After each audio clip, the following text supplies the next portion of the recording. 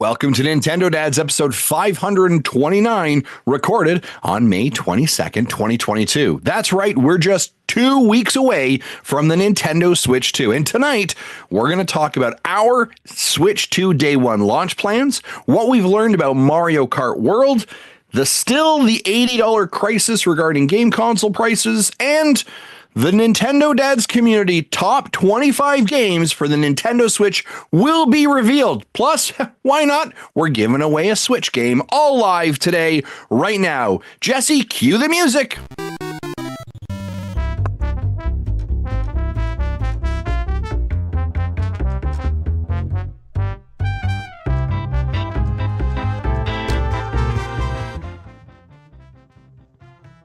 What's up, everybody? This is the Nintendo Dads on, what is today? May 22nd, 2025 for episode 529.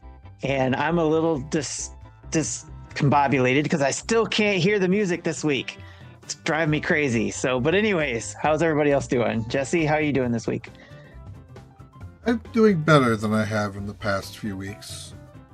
That's good. So hopefully that continues to improve. That's what we all hope for. Yeah, still not ready to talk publicly about what's going on with me, but things are improving. That's good to hear. Speaking of improving, Justin, how are you doing? Listen, I'm always improving. I'm always looking for ways to grow, to be a little bit better. Man, I'm excited to be here. It's always great to connect. I'm excited. We're 2 weeks away. I don't know about you, but literally my brain just keeps thinking about the Nintendo Switch 2 launch. I'm consuming more Nintendo Switch 2 information. And really, I am just magically closing my eyes and really hoping and pretending that I am there on June 5th already. Yes. And then the funny thing behind the scenes is we're getting more emails about it. We're getting more companies connecting with us about stuff for it too. So it's like you can feel the hype building, the excitement building, right? And so, man, I'm just excited. That's where I'm at. But we're going to talk about all those things. But of course, Tim, I want to check in with you. How are you today? I am probably just as excited too, especially when we keep hearing how close we are to it. It's almost like when you were a kid with Christmas, just this far away, but so far away still, Yeah. Do you guys, close, but so far. Do you follow Paul? Do you guys follow Paul Gale on social? No. I think we follow him on the Nintendo Dads account. We were going to try and get him to come on as a guest, and we probably will in the future. He literally, since I think April, has done a video post on Twitter every day, and it's 13 more days, 12 more days, 11 more days. And so he's literally been counting it down. So I daily see this video from Paul, and I'm we're getting so close. Yes, it is super exciting, especially to see just everything that's being said, everything that's building up the momentum towards it. And it was almost, I don't know, is it different from when the Switch came out? But there's probably some elements that are different, and there's some that are just the same. And that's such a good question. We're gonna answer that question later. How is this different? But the everything is just palpable, right? And I feel and the other thing I think about is for all of us, none of us have got our hands on it early. We don't have any, we're relying on friends and content creators that we know for these impressions, but legitimately, when we finally actually do get the box and our hands on it, to finally be able to say, oh, okay, this is what it feels like. Now I understand, right. is going to be an exciting time for us as well. But man, we could talk about that forever. Well, we are here going to talk about Nintendo stuff, but Jesse. I know this 2 weeks left is really giving me a deadline to get my new PC up and running. So there you go. I can actually record and stream 4K. Yep. That I'm looking forward to that too. I'm looking forward to seeing that one. Do I have to fix something in OBS to be able to capture in 4K? If you have a 4K capture card and want to capture 4K, you're gonna have to do some tweaks. If you're still using your 1080p capture card and good at just playing at that resolution, that'll work too. I'm looking literally at my my Aver Media, and it says 4K right on the front of it. Tim, your hand is raised, sir. You, sir, will need to update your computer if you are going to want to stream or capture 4K. Maybe I don't want to stream and capture 4K then. I could. But you I can don't, still I don't keep, think this computer would make it. like I'm sure you can still keep the Switch 2 at 1080p and do everything in your 1080p settings that you have in Switch 1. That's probably and everything what should I'll work do. exactly the same. Good, You're not going to see all the new pretty shinies, but the gameplay should still work. Yeah. Yeah, you'll need to get a new monitor, 4K monitor, if you want to see what you're streaming or recording in 4K. You'll need something that's capable of doing all that. Yeah, that feels like way too much work for me at this point. We all know that I'm the least technical savvy here. I think, Jesse, your how-to videos that you're gonna be making on the Switch will be critical. That I will just be watching. How to, set it up in 4K. How to make sure your battery is only charging to 90%. Yeah. How to transfer files. Because even Matthew's has gotten a 4K capture card, the same one I have, and which he tried to test it today, and he tried to connect it to a USB-A port, and it says no, you got to go to a USB-C port, which he didn't have, so he had to buy an expansion card to put one in the system, so hopefully he can get it to work. No capture for you. I was going to actually say, though, if you have a 4K TV, I do have one of those. Okay. I think you could use that capability we have with our AverMedia capture card thing. That it's an external one, right? Yeah. Where you can take that. You don't have to have it connected to a computer. You just have to have an SD card in it. Yeah. Connected to the dock and then the TV, and you'll be able to record straight to the SD card, and then you just have to do some editing afterwards. Yeah, it feels like a lot of work. Yeah, and then again, you're going to need a beefy computer if you want to do 4K video editing. True. Yeah, so you'd have to. I can reassure you that this is not happening. You'd have to sweet talk one of us to do that for you. Yeah, I think we'll just stay the way it is. But listen, we got so much content to talk about today, and we should jump right into the news. What?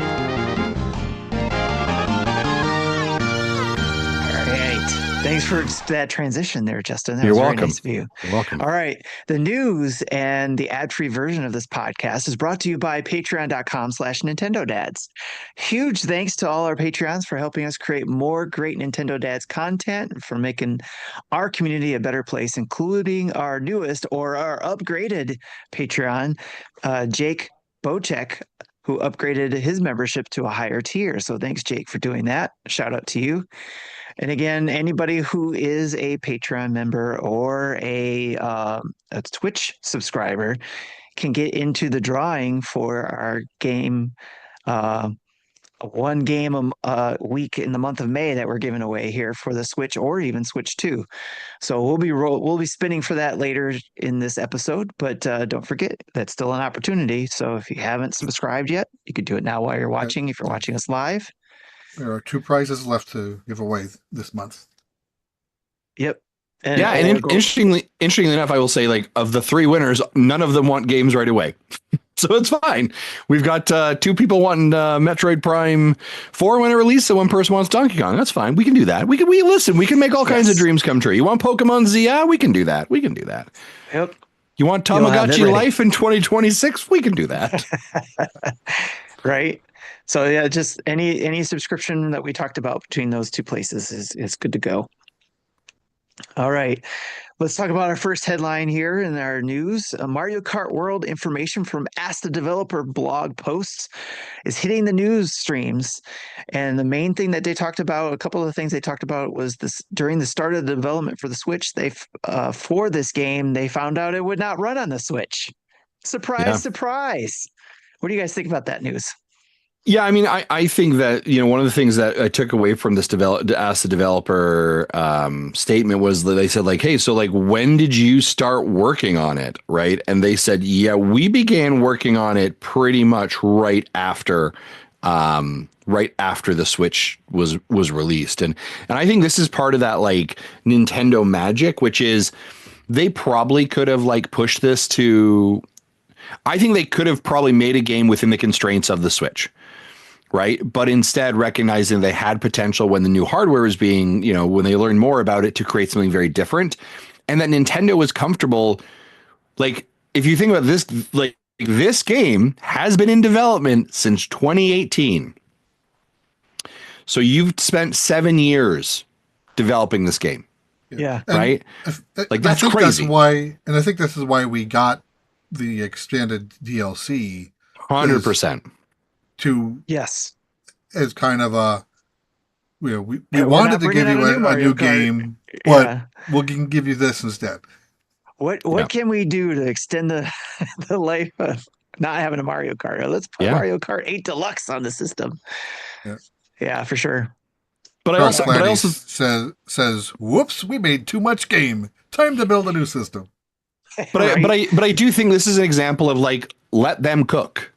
Right. Yes. This is, and I think this is one of the things, and we heard this around Tears of the Kingdom as well, that like Nintendo does really well, which is we believe in our developers, we believe in our product, our IP, and we will let it cook to when it is ready. Right. And obviously Yes. there's the old Shigeru Miyamoto quote regarding like bad games, right? That we always quote, or they always talk about whenever a game goes to release. But Nintendo really does live by that ethos, right? Yeah. Of we will spend the time to do it. Like, what other game are you aware of that has spent 7 years in development cycle? Right. Right. Half-Life 3. Half-Life 3, GTA 6 would be another one, right? Where like let them cook. Yeah. And that's what Nintendo did here is they're saying, let us cook. And like, let's even go back to like Metroid Prime 4. Like, let's just use that as a great example. That we know has been cooking for 8 years because we got the first teaser in 2017 and they put years into it and then said, no, we're doing it again. Right. And that's a game that will be let them cook. But the reality is they are probably not making back the money on that they want to based on how much they put in versus time and energy. Yeah. But I thought this was really interesting about not working within the constraints of the Switch and having to compromise, but rather to innovate and to evolve the series into something different. And it was very interesting. I think they said in the post as well, like, why didn't you just call it Mario Kart 9? Right. And the statement there was like, we dropped the numbering because we wanted to show the evolution, that it was a major step in what we were looking to do, and moving it to World. It does feel, just by the statement world makes it feel bigger, bolder, right? There's more in it than just 9, because all of a sudden you do that, it starts to feel iterative. Right. It starts to feel. It also gives them a chance to feel like they have a chance to do something different. So Yeah. if, hey, kind of like the whole Super Mario Party versus Mario Party, when they started using super in front of it, it was like, okay, we can put something different in here and see how it goes. And if people like it, we'll continue the Super Mario line, Super Mario, party line. And then so maybe this might be the same type of thing where it's like, okay, let's not name it 9. Let's see how people take to the open world version of Mario Kart. And I want to make a correction. I apologize. I kept saying 2018. The article actually says that they began prototyping in March 2017. Like, even before Mario Kart 8 came out on the Switch, they were already beginning to prototype and begin to build what the new version would look like. Yeah. That's pretty quick turnaround though, considering that because when did Mario Kart 8 Deluxe come out? Like April 2017. Right? Yeah. Yeah. Like, maybe that was because if they started in March, maybe they're like, okay, maybe in 3 years or 4 years, we'll come out with the Mario Kart 9. So let's give them something to hold them over. I'm sure there's more in that article I need to read about, but there's like maybe something to the effect of, okay, we'll do Mario Kart 8 Deluxe to have something there, and then okay, Mario Kart 9 is not going to be Mario Kart 9. It's going to be something bigger. It's not going to work on the Switch. We're not, like you said, we're not going to let that hold us back. So let's do a battle pack or a course pack, Yeah. and release 100%. that. And that came later on. So like after it was unexpected, if I remember correctly, right? It was like, oh, where are these course packs coming from? Mm-hmm. So it was like that's probably the point where they're like, or not at that point, but there was a point where they were like, okay, this is not going to work on the Switch. What can we do to hold people over? Let's bring over some more courses. And then they did the course pack, and Yeah. I wonder how long of a turnaround time that was to figure that one out.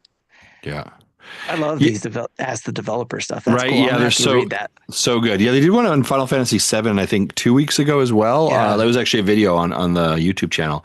One of Nice. the other things that I think we all called out very early on when we first saw the video, and we definitely, it keyed up our eye, especially when we saw the change in Donkey Kong, right? Of like, hold on a second. So these character models, they just look a little bit different.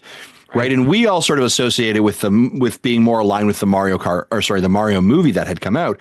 But they actually called it out actually in the article here. They talked to this idea of like being more playful. And they said that in terms of the character design, they wanted it to actually give a more playful look. So there was a bit of more of a handcrafted touches. And there was just some changes that they made to make it feel more playful in combination of both like where you were playing, but also in the characters and the rounded designs and some softer facial features and rich movement that they called out as well. So we all had kind of seen that. And so we're definitely seeing that, I think, show up. And even some of the characters that are in the game, like the cow, right? Like that feels super playful. And some of those other took advantage of having the multiple years to work on this. Yeah, 100%. But what it sounds like to me is they put a lot of development into this. They did for 7 years, which is why it's probably worth the $80 they're going to charge for it. Yeah, we got to make the money back now, right? So, speaking of $80, $80 good game segue. price crisis extends to Borderlands 4. Is it time to panic? Or does this just mean we aren't going to be buying every game that potentially looks good?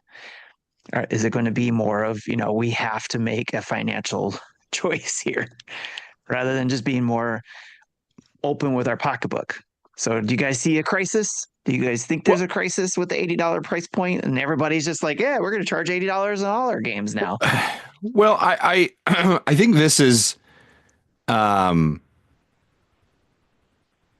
okay, so a couple of things. So Borderlands 4 is being called out specifically for this. Yes. And so let's sit in that pocket. And the reason that Borderlands specifically are called out for it is because Randy Pitchford, the CEO, put his foot in his mouth. And so let's talk about this. So during an exchange, he does quite often. CEOs seem to do that a lot. So I'm reading here directly from My Nintendo News. I'll read it here.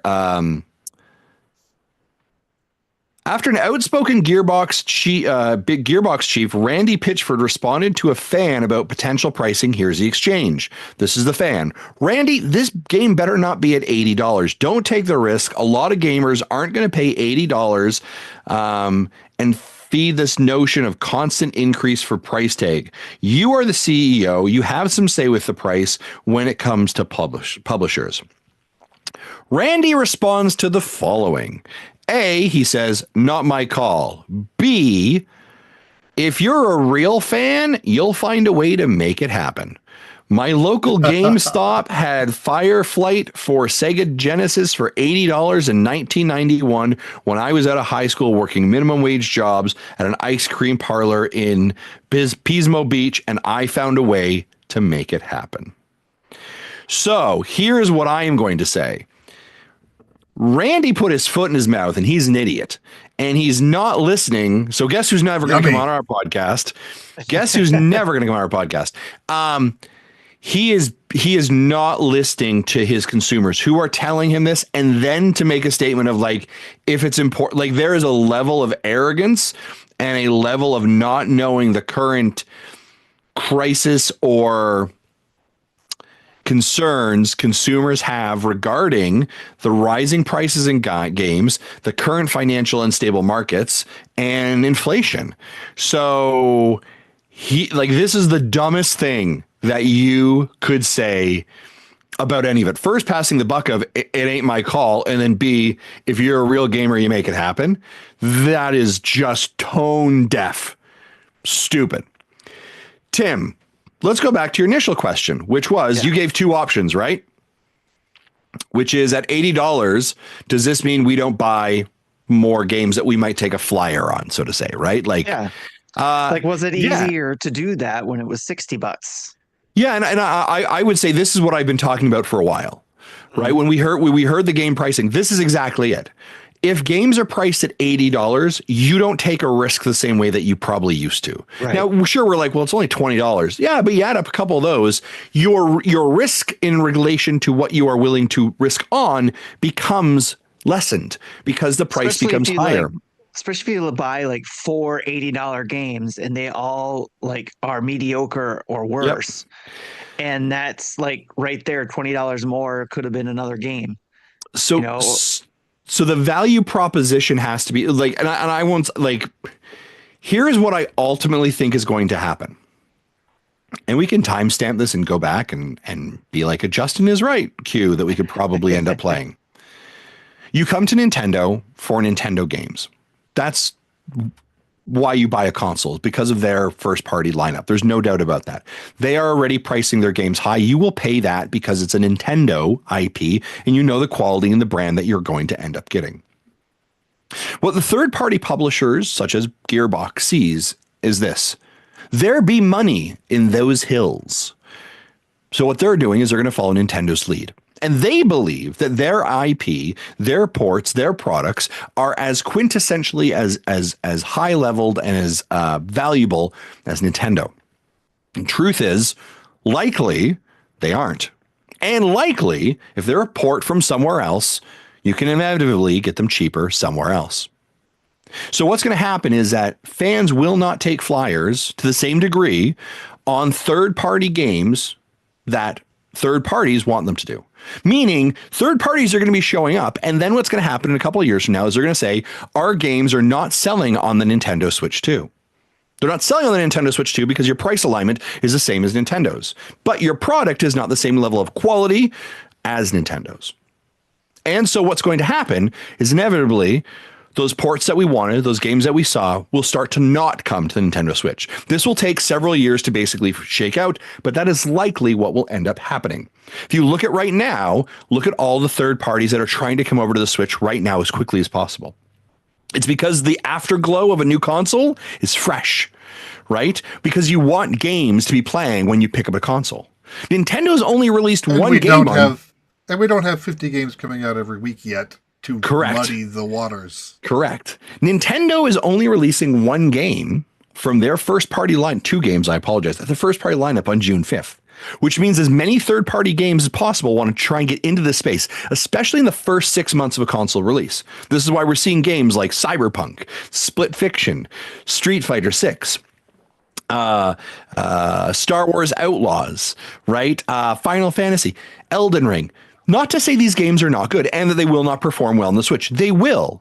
But we ultimately, when we buy a new console, want games to play. So there is a window for some games to show up. But inevitably, if the cost of games stays at $80, and again, when I say $80, that is aligned with what Nintendo's pricing is on their average game, then I don't think consumers will buy nearly as much. So what's going to happen? Consumers will buy first-party Nintendo games because that's what they're here for. And they will purchase indie games because the cost is cheaper and the value proposition potentially could be higher. And somewhere in between, that kind of like AA to AAA port game, depending on the band level and the pricing level within that, that's where they're going to have difficulty. That's not to say that some publishers, like, listen, Gearbox ends up being, or Borderlands 4 ends up being $80 on the Switch. Great. Let's wait 6 months because then it won't be $80. Because then it'll be 40 on a sale, on a holiday sale, and that's when people will purchase. People will be much more conservative about the decisions they make regarding their money and the games they purchase. So you as a company have to be able to listen to your consumers and adjust your prices to help adjust the market. That is my soapbox rant, and I'd love to hear, what do you guys think of that? Well, first of all, we need to clip that and make it like an editorial from Justin post or something. Sure. But yeah, there was a couple things you mentioned there that jumped to mind, is that first parties are probably going to be the ones that'll benefit most from charging $80 for sure, because especially if you're going to go to that console, like you said, you're there for their first party games. I'm at a Nintendo console because I like their first party games, so I'm probably more than likely to pay the $80. if I'm going to PlayStation, I'm probably there for their PlayStation games and I'm more than likely going to pay $80 for. Third parties are stuck. They may not be able to do that because they won't sell to as many people as the first party publishers would. And PlayStation can't even sell as much as Nintendo does, as we've seen. So that's why they're looking to PC and even bringing some games to the competitors' console. Yep. So it's and everybody Xbox wants has been benefited from that in the last like games that were ranked 116 last month are ranked in the top 10 this month because they put their games on PlayStation. And we've seen those numbers that Nintendo's been posting about, especially their high performing games in the, getting to the double digit millions, so they can charge that.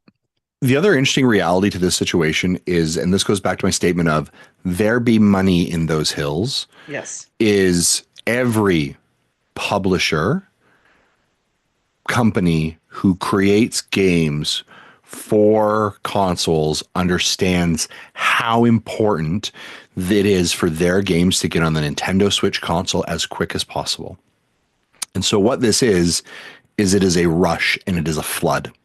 So we are going to be flooded with third-party developer, which is great for us as choices. But when there are so many choices and the market becomes flooded with these third-party games, inevitably you are selective about what you have to go to. Right. And it was interesting. That's why they can't get those numbers. They can't get the numbers. Right. And then they're going to say it's not worth our time and energy because we're not seeing the profitability in relation to what we're doing. So PS, we're going to stop bringing stuff to the Switch. We're not going to make that port, or the next console we are not going to develop the same way. It was actually really interesting. So I ordered Cyberpunk for pickup, and in Canada it's $100, straight 100. And I was like, "Ooh, that's a tough bill." Right. Like that is a hard. And I was like, but what else do I have to play? Like, I shouldn't say what else. There's so much to play, but I was like, I want something that really showcases the Switch. I want something that has a great experience. And then it was like, okay, well, first, the entire game is on a cartridge. Yes. Right. Full game, 64 cart. I love that. It's the all the DLC, blah, blah, blah, kind of premium gold edition. Okay. I really like that.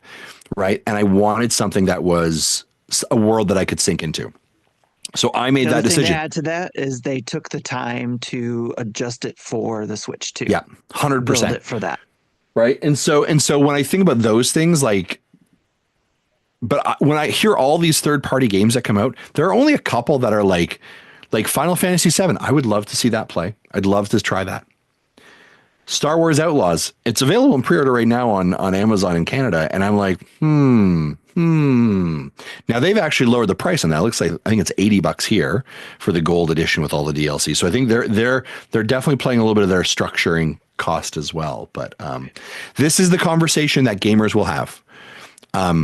Do I want to pay $80 for this, or do I want to buy 2 or 3 indie games like Hades or anything else? And again, it's going to be flooded. Like we heard rumors of Red Dead Redemption 2.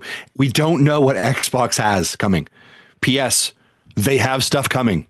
The Verge's article. We expect stuff from Xbox coming soon for Nintendo Switch 2. Water is wet. Yes. Like Xbox is going to be there. They're going to be bringing a ton of games for you. So you are going to be flooded with third-party selection. Yeah. How you spend your money is important. Nintendo's got a question for you. Yeah. Is there an equivalent to the Looney, but for Benjamins?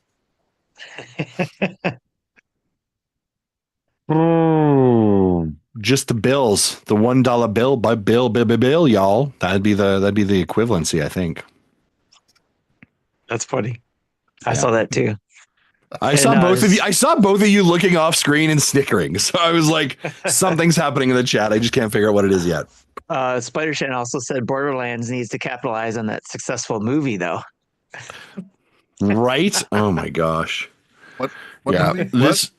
The Borderlands movie. Yes. Yeah.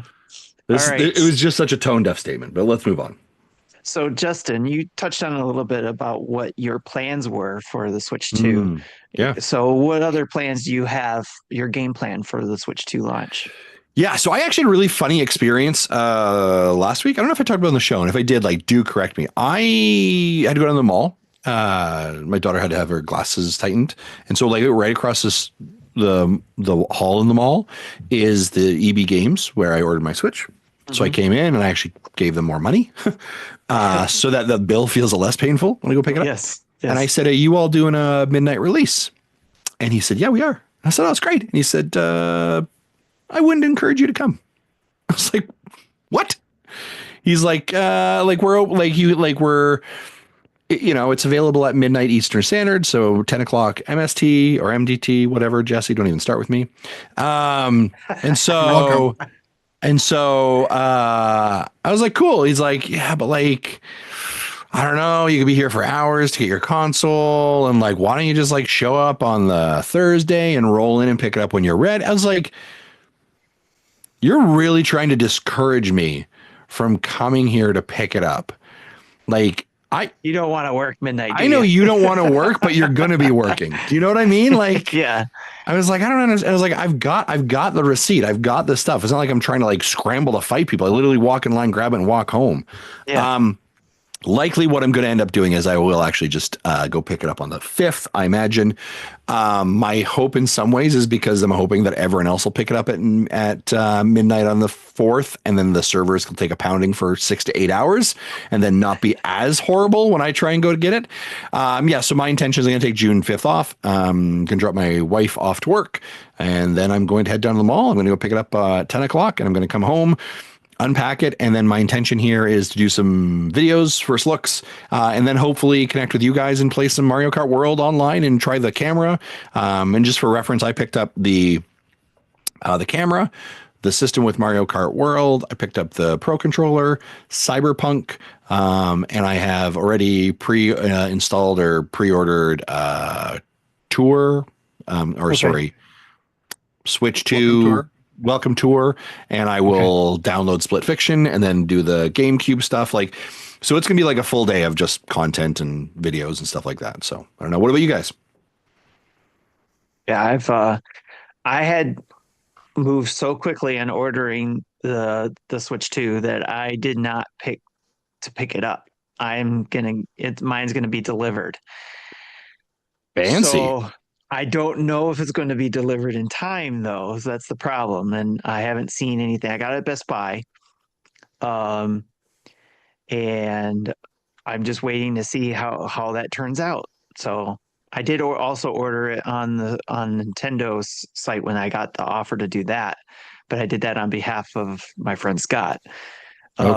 Because he couldn't get one. So I said, well, if I get the invite, I'll order one. And I did, and it worked out. So if you so you got the invite and have ordered another one from their website? I got the invite from Nintendo and I ordered it there. But on the day of the pre-orders, I did it at Best Buy. Huh. I have got the invitation to purchase, but I have not got and now you can purchase from Nintendo. Oh. That sounds like the same thing. Yeah. The invitation to purchase is an invitation, so it would have been a link. Yeah, the email I've got you're still in queue. Yeah, that's the one I got. Okay. Yeah. Yeah, that's what I have. Queue, not an invitation, but you're still. I did get the invite and I took advantage of it. Yes. Yeah, we're still thinking about you. Yep. Yeah. So, but yeah, mine is all, either way, it's going to be mailed to me. So I'm just concerned because I actually took the 5th and the 6th off to be able to mess around with it. So I'm hoping it will be there sometime on the 5th or early on the 6th. So I could take advantage of as much time as possible. So nice. But I got at Best Buy, I got their pack, which included the SD card, the 256 one. And of course, has anyone found one bigger than the 256?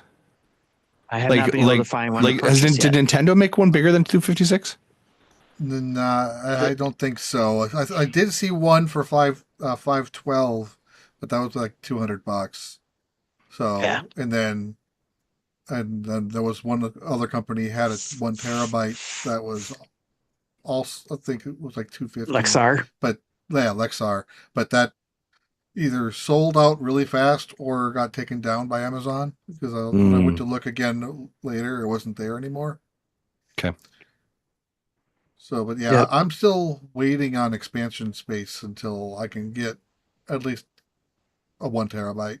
I Yeah. think I can live with the 256 for for the short term. That's fair. That's fair.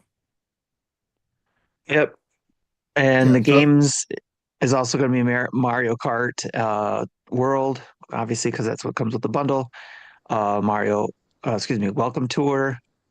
Um, and I'm probably going to jump into the Tears of the Kingdom and see how that rolls with, especially with the app Nice. Yeah, there should be lots of updates in the coming weeks, right? for sure. Jesse, go ahead with what you were saying. yeah. So I got my ordered mine from Best Buy, so I'll be picking it up Wednesday night at 11 my time. Because I'm presuming that it's nationwide 12 Eastern, so West Coasters don't have to stay up as late. Uh, I'm getting. I believe I got the cam. No, got the camera and the Pro controller. No, I don't remember from Walmart, and they'll be delivering those. I Nice. think my Best Buy is just the system without the Mario Kart game that I'll be picking up. And then I also ordered the GameCube controller from Nintendo. That'll be delivered. Uh, Matthew ordered his Switch with a Pro controller bundle from Walmart. That's supposed to be delivered before 9 a.m. on Thursday. And I do not plan on opening the box when I get home. I just plan on just crashing. And I am also taking the 5th and the 6th off of work and then spending the day making videos and whatnot. I my I pre-ordered Welcome Tour and Deltarune, and then also been planning on playing GameCube games. Wind Waker primarily. Nice. Yep. Yeah, you reminded me. I also got the Pro controller and the GameCube controller. Yeah. I still want to order a separate dock so I can have a dock on my PC and a dock on my big TV. Yeah, But same. docks have not been available to buy anywhere yet. Hmm. That's going to be a Not look minute, probably. not looking forward to paying $120 for it, but what choice do I have? Yeah. Yep. And I haven't been able to get my hands on a camera to pre-order, or so I'm hoping I'll be able to pick up one maybe out there. So it just I, depends on how many I cameras they send out there. I walked into my GameStop like literally this last time and asked if I was like, I didn't pre-order one originally. Can I do that now? And they're like, yep, not a problem. So I check like your GameStops or your EB games or whatever it is, and they may be the best to just walk in and see what you can do. Okay. Yeah. I will do that. Need that camera. Otherwise, maybe I'll just plug in this one. Actually, no, this is not a USB-C one. I need a USB-C camera. So, all right. Anything you guys looking forward to, especially trying on the Switch 2? Like, what is the first thing you want to mess with on that thing? Mm. I want to just jump right into Mario Kart World, if I'm honest. Okay. Yeah, Yeah. But I will say, like, after that's done, I do want to do the updates to Tears and to Breath, and then like see what does that actually look like. Yeah. I'm kind of curious to know how using the Joy-Con 2 as a mouse feels. So I'm sure I'll Mm. get that as part of Welcome Tour. Yeah, yeah, and I am wanting to really see like what does that camera fidelity actually look like? What and like having the chat share thing going on, like what does that experience actually look like and feel like, and how is the audio and all of those pieces I'm curious about.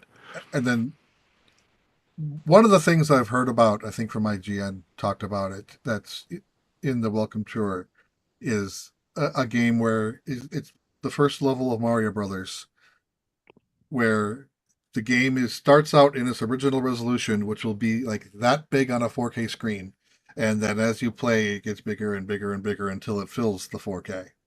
Nice. That's cool. Nice. Yeah, unfortunately, if I remember correctly, Marty said he was going to be going away that weekend, so he'll have a moment to mess around with it that Thursday night, Thursday morning, I should say. Yep. And then he's got to be off the trip, so he won't be able to do the game share, not game share, the video chat, game chat, the game chat. Yeah. Got to get the name right. Game chat with us. So it'll be just us three, or a fourth if we get a fourth to jump in with us. Yeah, 100%. So, all right. The last of the news is the game chat. In fact, to require a phone number to work. As a precaution, Nintendo is requiring all users to link their phone number. Pros and cons would be parents may feel better versus others will not. A lot of gamers or privacy people, so worried about their privacy. But what do you guys think about the phone number, using the phone number?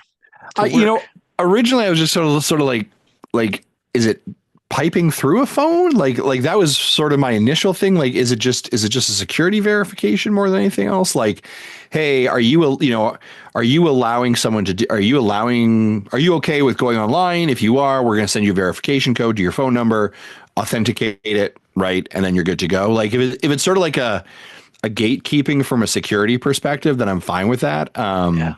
Which I suspect is probably what it is. But like, yeah, I don't know. It doesn't really bother me.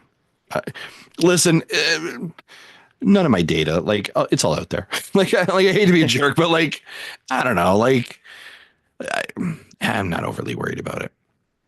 What do you think, Jesse?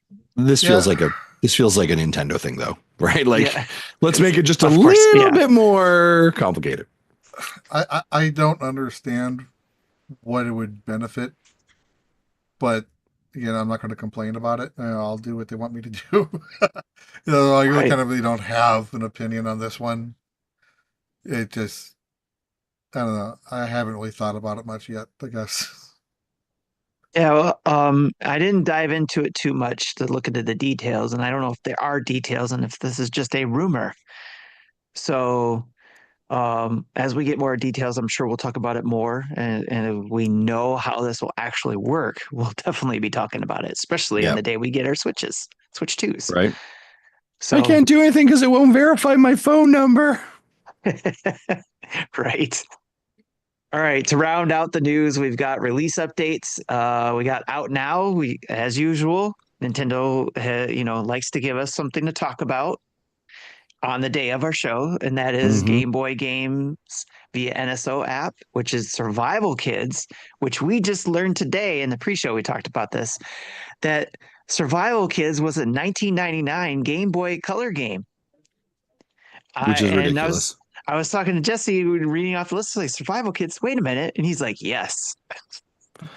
I think we should just like end the show right now. We just stream Survival Kids and just do like a play-by-play commentary for the rest of the game. Survival Kids, that's coming out for the Switch 2, is a reimagining of Survival Kids that came out on the Game Boy in 1999.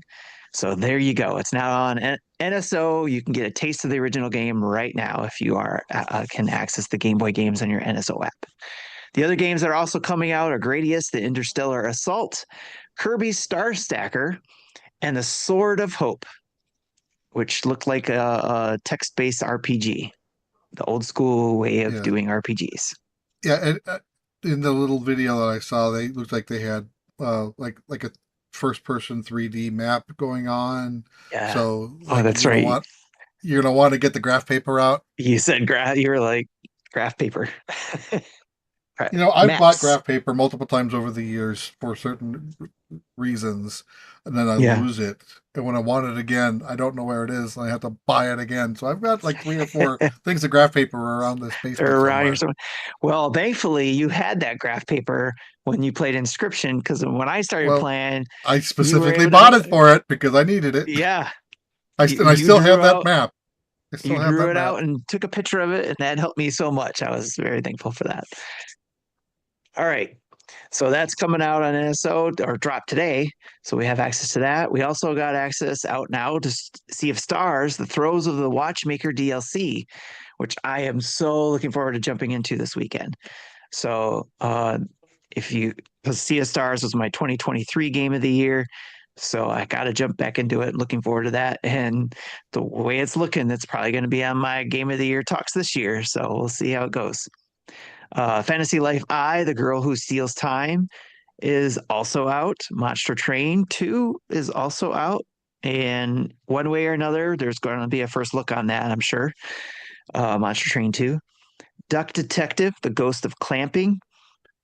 Glamping, excuse me, glamping. Marty has got a video. I just got to publish it. Okay, cool. And then Onimusha 2, Samurai's Destiny, is also out. And then coming out very soon is Room Factor Guardians of Azuma, but I feel bad for them because on June 5th, we are getting a ton of games that are coming out for Switch 2. So if you're transitioning, then you will be worried about that. Which does include the Switch 2 edition of Rune Factory Guardians All right, of well, there Azuma. you go. But considering also Nintendo stuff is also coming out very soon. That's been high on everybody's list. Elden Ring Night Rain on May 30th. And then also, Justin, one of your favorite games on the Switch is now going to be coming out on other consoles and PC, which is Disney Illusion Island starring Mickey and Friends. So Such a fantastic game. other people who didn't have a Switch and want to play that game have the opportunity on May 30th. All right, and as I said, out later on June 5th, we got all those games that are coming out. We're not going to read the whole list. We've done an extensive talk a couple episodes ago.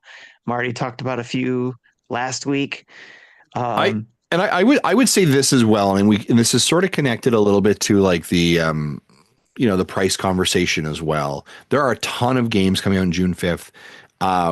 We are going to be putting out a ton of content on June 5th as we get our hands on this. Now, we're fortunate some of these things we've already pre-ordered, like Jesse's already got pre-orders for Deltarune. I've got Cyberpunk on mine, Split Fiction coming in. We've got the Switch Tour thing, right? I know that publishers have already reached out to us about certain games that we will be probably getting access to around that time as well. And so I say this not from like popping collars and bragging, but rather if these are games that interest you, but you don't really know, and maybe you're questioning that a little bit and like, listen, is it worth my time, my money, my energy? How does it perform? We will have a lot of content, not all of these games we're getting, but a lot of them on first look. So feel free to wait if you want to take a look at some of them and how they're performing. And again, first looks are 30 minutes, but at least gives you an idea.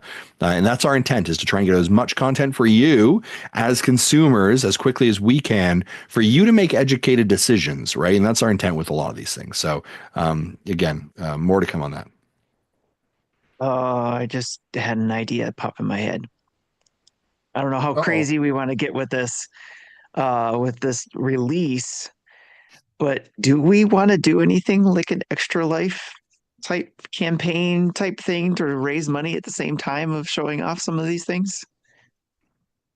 That is a post-show conversation to have, Tim, not right now. Well, we can do it right now. Yeah. Get out of here. All right, we'll just throw that in there. All right, anyways, other games coming out later. I think we've talked about these before, but we'll just bring it up again. Date Everything for the Switch.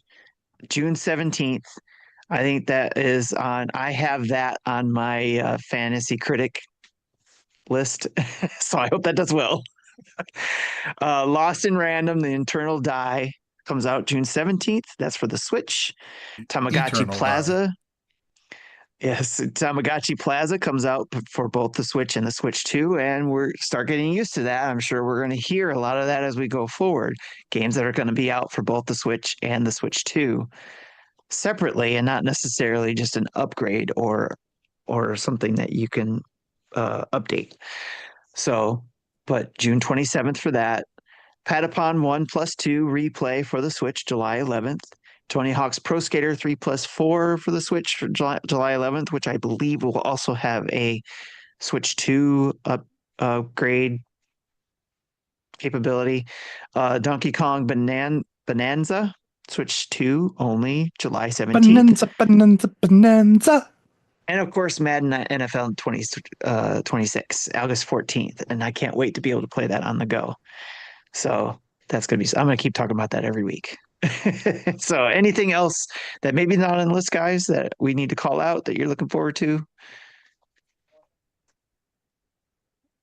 Well, I You go am ahead, looking Jesse. for. I'm looking forward to the Lost in Random game. I haven't looked Yes. at the list to see if there's anything else that coming Also, afterwards that'll jump out at me. now that Nintendo Dads is part of the Thunderful Inside Creators content Yes. group, we might get early access, and we'll learn more about that as we continue. We did it. We We are. did it. We did it. Yeah, we did it. We did it. We signed up for a thing. You can I tell guess I who's need not to- paying attention to our social media channels, but it's fine. Whatever, Jesse. I don't social media anymore. I know, it's fine. I will also say, and sorry, this is going back a little bit to like our first looks as well. Just as an FYI for folks, and again, it's so tempting to buy a lot of stuff that's out there, but like, what is good, what is valuable, where is it working? Accessory makers have already reached out to us to have content sent to us also for accessories. So if you're thinking about like what switch cases to pick up and like what I need another controller.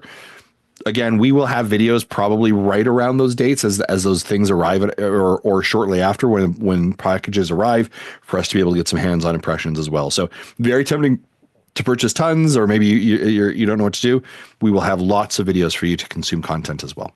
Great time to have a notification button turned on your YouTube channel, Yes. because that's where everything's coming. And we have a short on somebody asking us what cases we were going to get and looking at individually, and I answered that in a short. So go check that out if you want to see those type of recommendations as well. All right, guys, I am going to do the wheel and share my page. That's right. We're giving away another game. Yes. Can you guys see it? No, yes, we can. All right. Cool. I'm going to spin the wheel and we're going to give away another game. Am I going to get chosen again? And if that's the case, you're going to get removed. Oh, Matthew Waldeck. Wow. What? That's not Jesse Waldeck. That's a Matthew. Okay. I mean, you gotta. He is his own patron. Yeah. All right. Well, like there was. Okay. Congrats. Matthew, you are a winner. All right. Cool. Let him know and get the information that you need from him. Okay. I love it. All right. Very cool. See, even our own kids win. I spun it. You saw it. It's not rigged. I don't know how to hack the wheel. So people in the chat are going, Wheel of Morality, turn. Tell us a lesson we should learn. Nice. All right, Matthew. Congratulations. All right, there we go. Now we'll move on to Let's Discuss.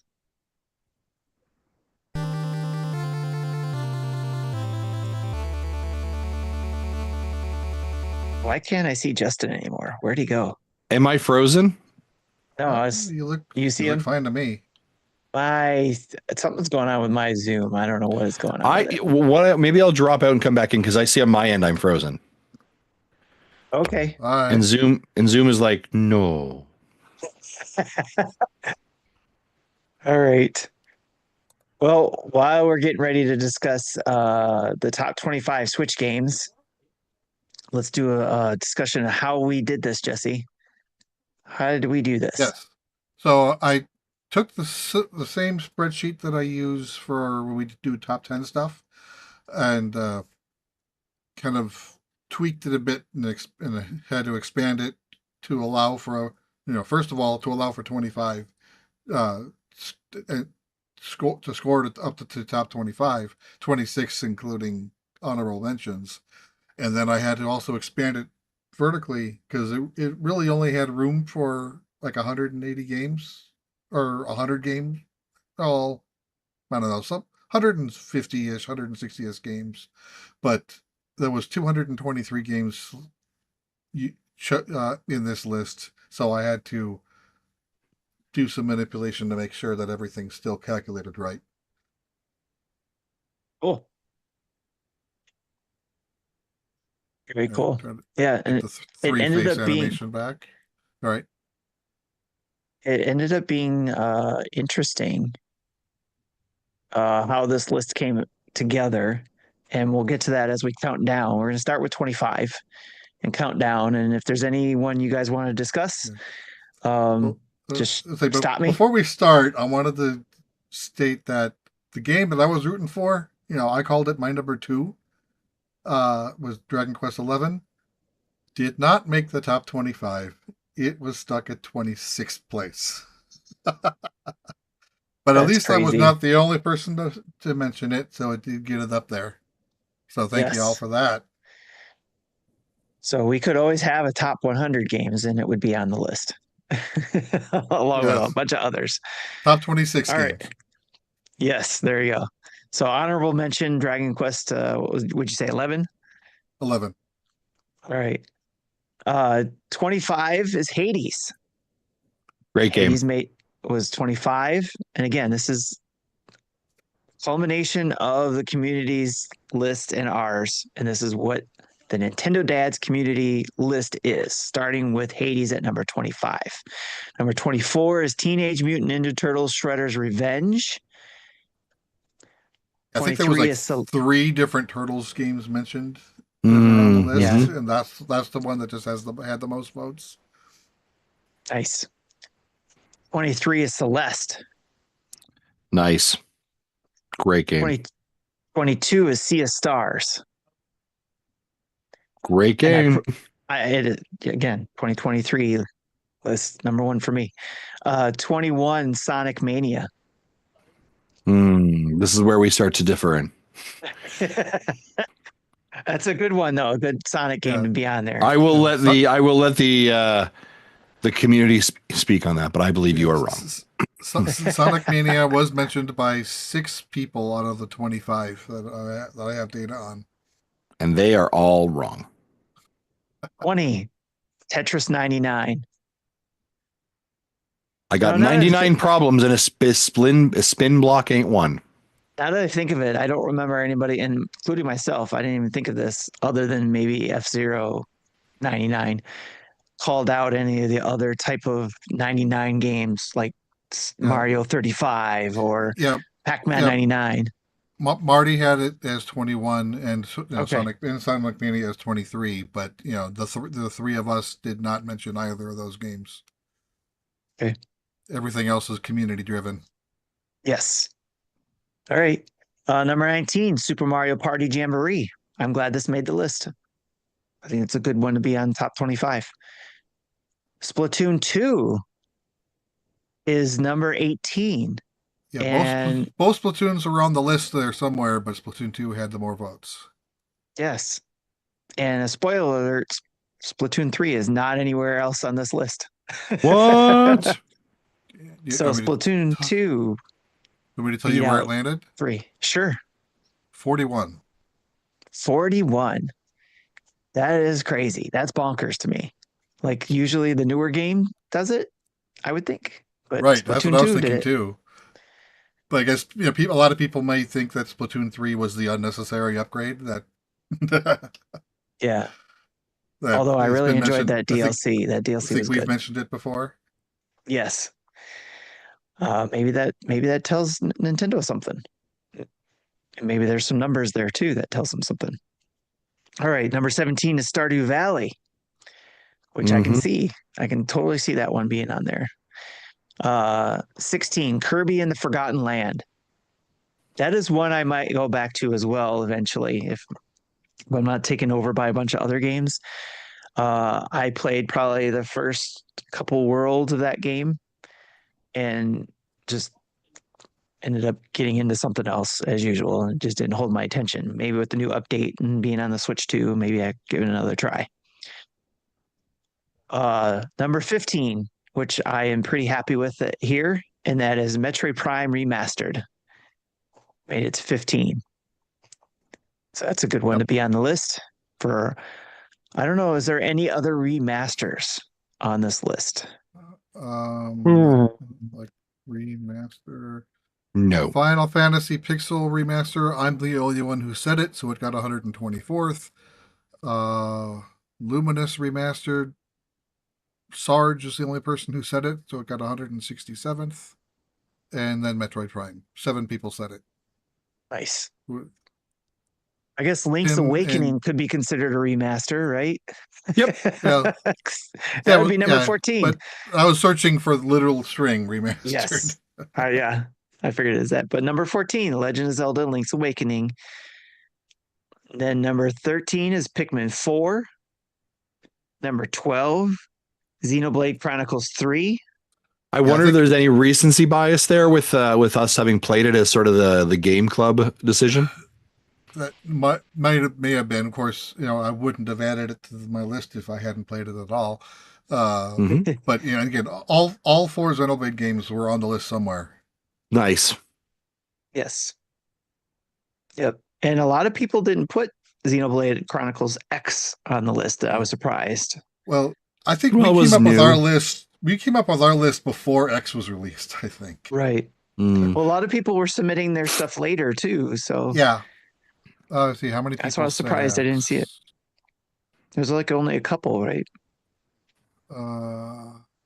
3 people said it, and it got to 54th. Nice. All right. Super Mario 3D World plus Bowser's Fury is number 11.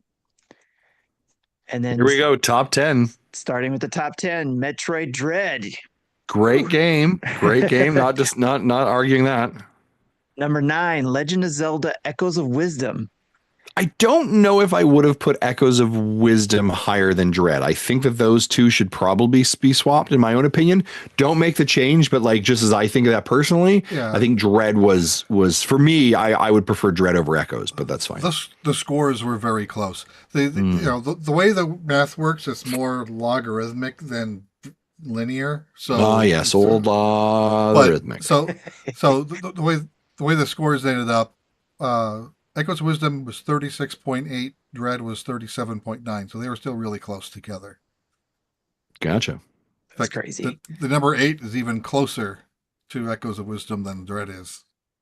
And number 8 is Luigi's Mansion 3. Don't disagree with that. Yep. Number 7, Super Smash Brothers Ultimate. Think that's a good place for it?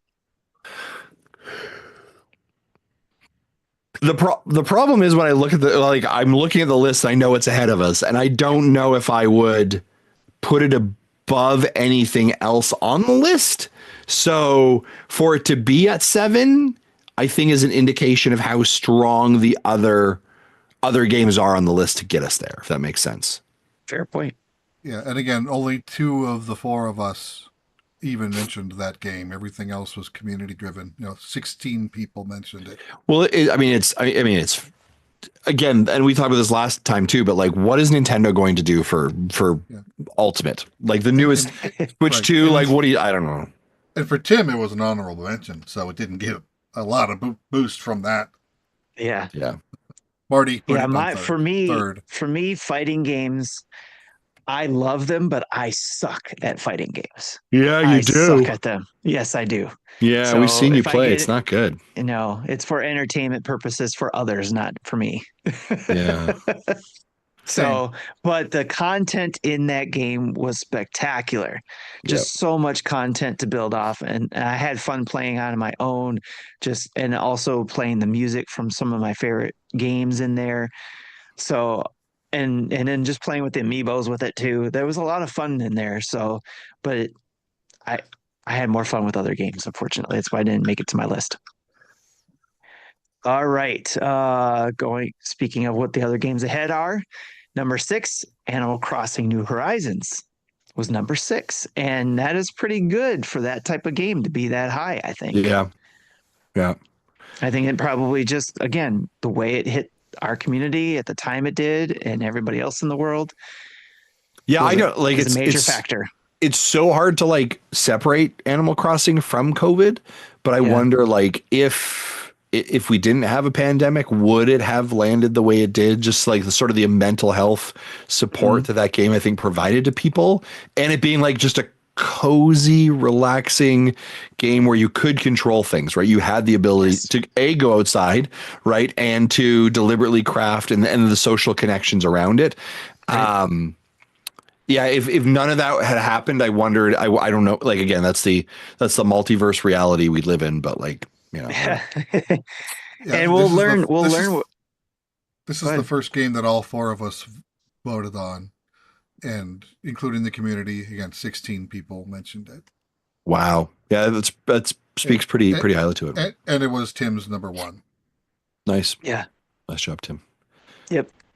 So, but I think we'll find out more when the sequel to Animal Crossing comes out for the Switch 2, the inevitable sequel, or even if you want to call it the sequel, just the next iteration of it. Yeah. And we'll see how well it sells. We already know it's not going to sell the same numbers, but how much of those numbers will it sell? Okay, let me pose a question. Riddle me this, would you? Could Animal Crossing New Horizons get a Switch 2 pack? Similar to what they're doing for some of the other games, and that sort of like gives it another shot in the arm. It's very possible, and it can give it, a good way to give it new content that's Switch 2 exclusive, like the Kirby game and like Jamboree. And I think what would really benefit this game, especially to make people jump back into it, not only other people buy it, but to jump back into it, is if they brought in a lot of the Nintendo stuff they didn't in other Animal Crossing games. Like what? So, like in the other Animal Crossing games, it felt like they had a lot more Nintendo-esque decorations and costumes and all that stuff that your Animal Crossing character could wear or decorate their house with. The GameCube version had an NES emulator built in with a bunch of ROMs. Yes. I don't think they'll do that again, but it was something they've done. No, it's what it is. It's just a pass through for NSO. We talked about that though. I remember that because we was like, that was our idea. It was like, wouldn't it be cool if you could go to an island with somebody, meet up there, and then just it fires up NSO as long as you guys were there. But now with game share, maybe that's the next thing. It's like, you go in there and you game share something together or whatever. I don't know. That's the thing that was missing from Animal Crossing for me and my family was more multiplayer type things to do. We made up things, which was pretty fun, but maybe there's not games that they give us, but give us some tools to make us our own games in there. Would be kind of cool. Go to an island, meet up at an island where you can create your own, hide and seek environment or something, or Animal Crossing / Splatoon thing. That would be kind of cool. But anyways, Animal Crossing New Horizons number 6. Number 5. Now we're in their top 5. Number 5, Super Mario Brothers Wonder. Yeah, we're going to hear a lot of that name. Yes, Super Mario Brothers Wonder. As Wonder is the latest Super Mario Brothers game, but it didn't beat out some of these other ones. This other Mario game that'll be at number 3. But before we get to number 3, Mario Kart 8 Deluxe comes in at number 4. Again, I think that's a good place. It's a good place for that. Yeah. And now we got our top 3 with our leaders of Nintendo in that top 3, which is Super Mario Odyssey at number 3. I hear it's an 11 out of 10 game. I think that's why I got number 3. Right? Yeah. And then the top 2 are Legend of Zelda games. Number 2 being Tears of the Kingdom, and number 1 being Breath of the Wild. How do you guys feel about this list?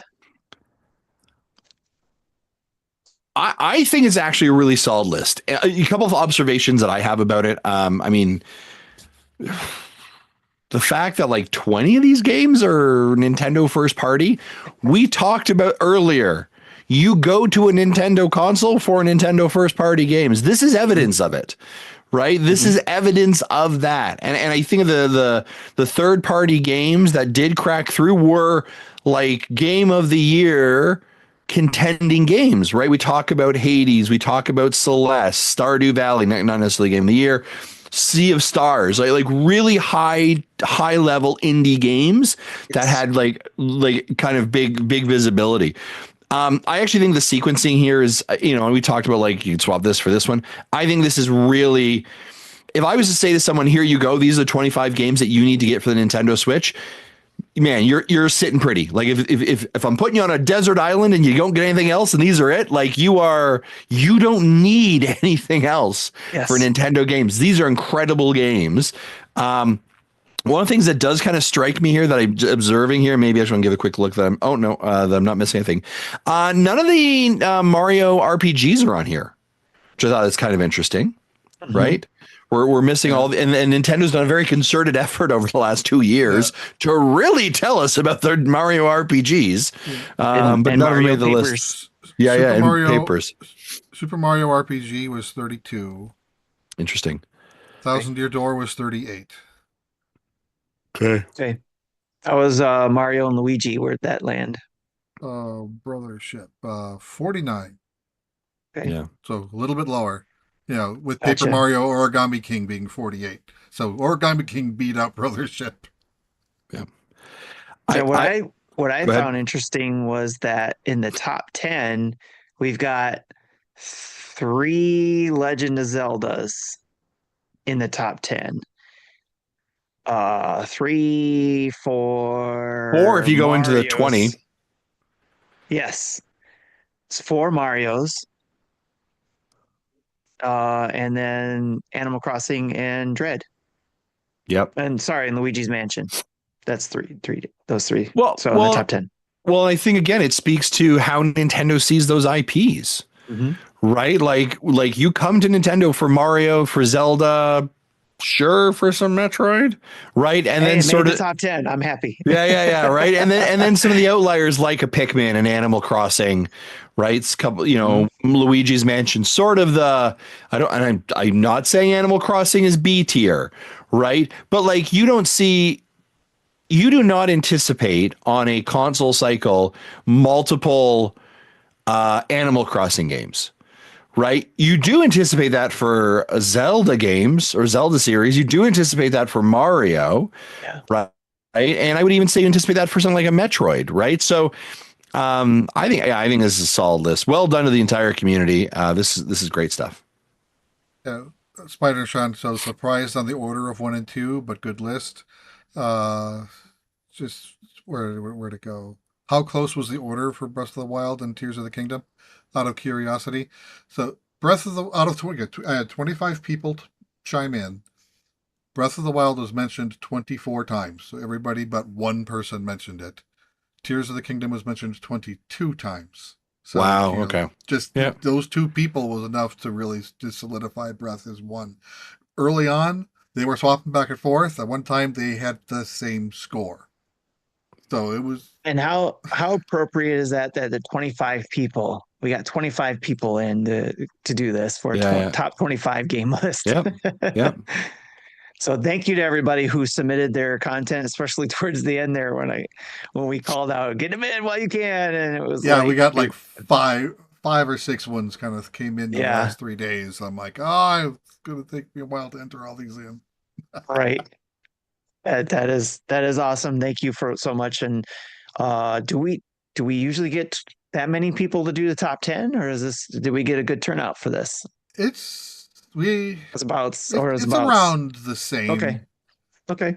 Maybe a little bit more than normal, but it's normally up there. Fantastic. All right. I'm sure at some point this week I'll be able to put together a pretty graphic for all this stuff, and we'll get it out in our social medias. It's almost like you knew I was going to ask for it, didn't you? You knew it was coming. We always do with our top 10, so I figured we'll get something out there. I got to figure out a good way to get that out there so that it's readable and fun to look at and out there with everybody else's top 25. Right. So Quag says, I voted for Trombone Champ. And I can say you were the only one, and it scored 195th. That's hilarious. So before we leave this topic, is there any other games you're curious about where they may have landed?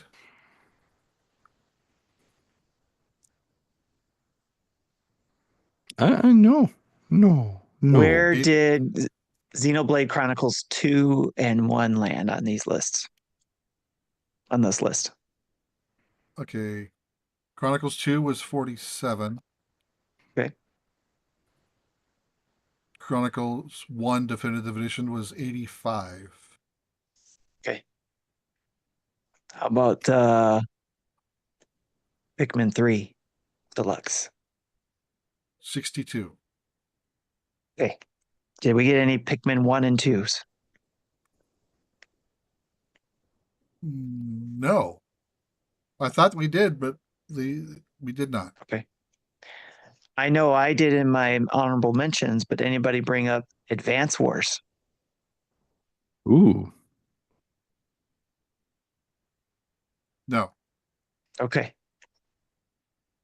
Because there's a lot of games I'm sure people are going to be kicking themselves possibly for like, oh, shoot, I forgot I Yeah. played that and it was good and I didn't call it out or something. Yeah, and again, we had 223 games mentioned. Yeah. Did Fortnite actually make the list? Yeah, it's 77th place. Two people Wow. mentioned it. Marty and then one other person. How about Pokemon Legends Arceus? 30th. Okay. Not bad. What's number 33 on the list? 4 people mentioned that. It was my 5th and your 8th. Okay. So 2 other people mentioned it. Nice. What's number 33 on the list? Balatro. Nice. All right. I'm happy with that. It's a good place for 33. That's a random number?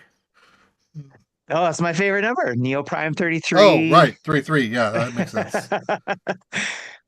So, all right. Awesome. And Anything then, else, guys? Inscription was 36. Okay, cool. Nice. Cool. All right. We'll definitely do a graphic for the top 25. If anybody listening is interested in knowing like the top 100, we can look into if I can talk, posting that list as well if anybody's interested. But right now I'm just going to work on the top 25 graphic. And then if we get enough requests, we'll do top 100 maybe. So, all right. Ready for what we've been playing, guys? Do it.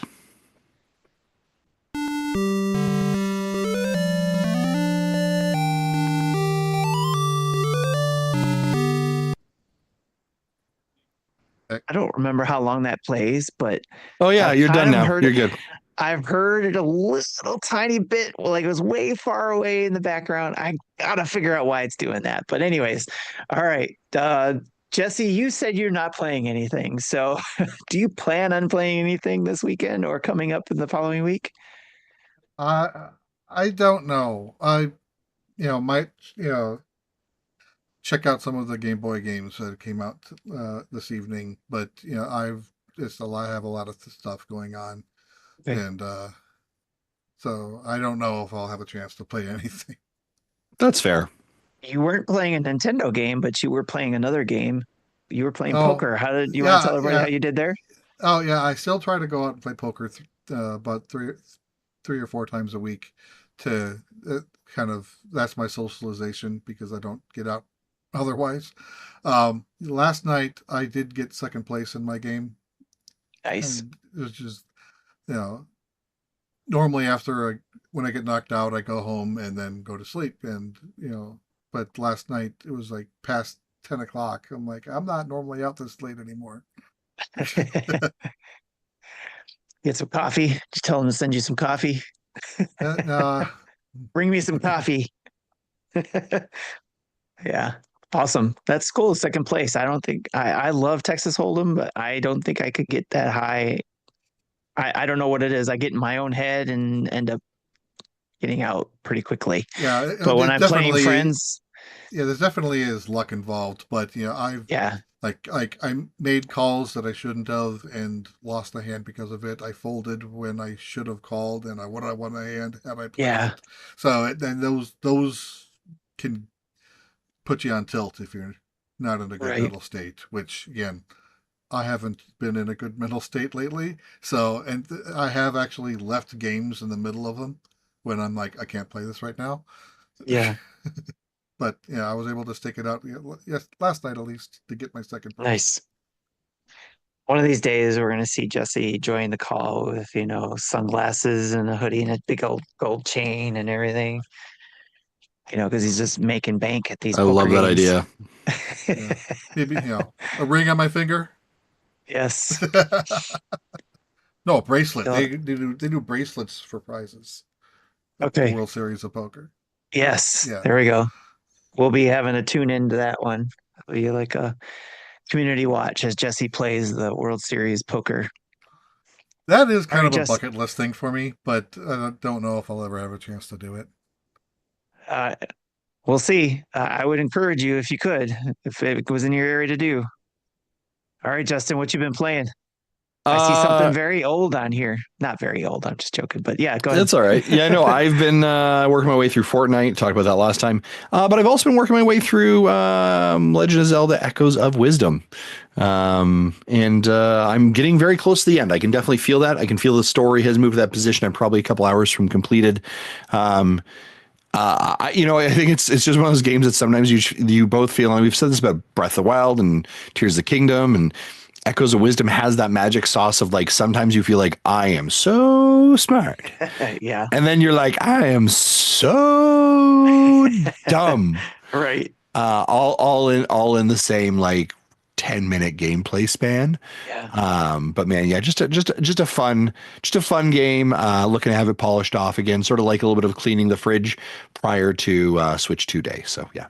Nice. Very cool. All right. Well, I've been playing I've from last week when we got the code and I mentioned I did a first play, American Arcadia. Hmm. I beat that weekend after I beat Nice. American Wow. Okay. Arcadia. I rolled credits. It is a fantastic story. However, it has a little trouble running on the Switch. Oh, okay. It does have a little trouble running on the Switch, and I didn't think to say that when I posted this in the Discord. Someone actually called out and said, "Ask me how does it run on the Switch?" And I was like, you know what? I'm glad you asked me that because there are some long load times, Hmm. and there are some hiccups in this in when it's playing jerkiness and uh jumps and whatever you want to call it, and some pop-ins every now and then. Gotcha. So Uh, not optimized. is not optimized for the Switch, and that can be discouraging for others. It can take people out of the game a lot for a lot of people. It jarred me at times, but the story had me so ingrained. I just kind of still I looked past it and went with the game. The only time there was a time it did crash, and that was right when the credits and the stinger at the end of the credits finished. The game crashed, which was No. Oh, which was pretty funny because this game breaks the fourth wall. Hmm. So it was the timing of that stinger and what was said and what was happening. If you play the game to the end, you roll credits and you see that stinger, just imagine at the end of the stinger, I'll say when the character turns off the TV is at the same time the game Oh, crashed and it went, dude. sorry. I was like, is this part of the game? If it is, that's awesome. But it wasn't because I Oh. I went back and finished because it saved at a certain point right before the end, and I just completed it, and to make sure I wanted to see was it part of the game because that would have been so dope if it was. So, but anyways, that was a really good game. I added it to my list of talks for game of the year. I don't know if it'll Oh, make it wow. all the way through, but it's on there because of the story. The gameplay is a lot of fun because you're doing platforming in 2.5 view, like, just like you would in a side view, but there's a lot of 3D effects to it in a way. That's why they call it 2.5 platforming. But you're doing the side scrolling platforming there. But you also do first person puzzle solving because you are playing two characters, not at the same time, although there's a couple times you do. So Jesse, that may turn you off on this game because you told me that you don't like that type of thing. yeah. But there is a couple times, but it plays well. I'd say give it a chance if you're willing to give it a chance. But anyways, you are playing one character helping the other. I'm playing a a person who is kind of in the role of being able to hack things for the person who's doing the platforming. So while I'm platforming, if I need to move a platform or move a elevator, that's who the person who's helping can do, is to hack that device and be able to help that person be able to move to the next area. There's a scene in there. Basically, as far as I could tell, it is a guy who's platforming and a girl that's helping out. So I apologize if I got the pronouns wrong, but that's how it was conveyed to me when I was playing it. But she's helping him out to escape this area. And one of the scenes where you're puzzle solving in first person is, because she's hacking stuff, she's being grilled by a detective on, is she helping somebody in the person that she's actually helping. And she's trying to help at the same time trying to help this detective answer these questions. So you're answering the questions at the same time trying to get this person through to escape the area they're in, which is, again, can be frustrating for people like Jesse. or not, but I thought it was very clever, and I really enjoyed American Arcadia, and I was just giving that a play, and I think it's available on all consoles and PC. So wherever you want to give it a try, there's probably even a Steam demo out there. I would say give that a go. It took me a total of 9 hours, I believe, to play through the game, and it was well worth it. I enjoyed every minute of it, and again, it's going to be on my Game of the Year's talks. I also, because of a question we're going to have, I think it's in here, because I brought it up that if I had a top 10 racing games list, blah, blah, blah, they were like, well, Tim, what's your top 10 racing games? So while researching that, just to put that list together to answer that question, I found out there was a game I missed out in 2020 on the Nintendo Switch called Hotshot Racing. So I went and downloaded that and playing around with that and giving that a try. And it's actually, I did a Grand Prix in that and got the gold trophy in the first run, and I had a lot of fun with it. So I'm going to be playing around with that and probably doing a let's play of that video just to show it off. Kind of, going back in the archives and pulling out a game that was from 2020 and saying, hey, I missed out on this racing game, and it's pretty fun. That's awesome. Hotshot Racing. So, and it looks like Justin probably sent me a code, so look out for our first look on that. I did. I'm sure. For what was that game called again? Power Sync. Power Sync, yes. Yep. Looks like an underwater puzzle game.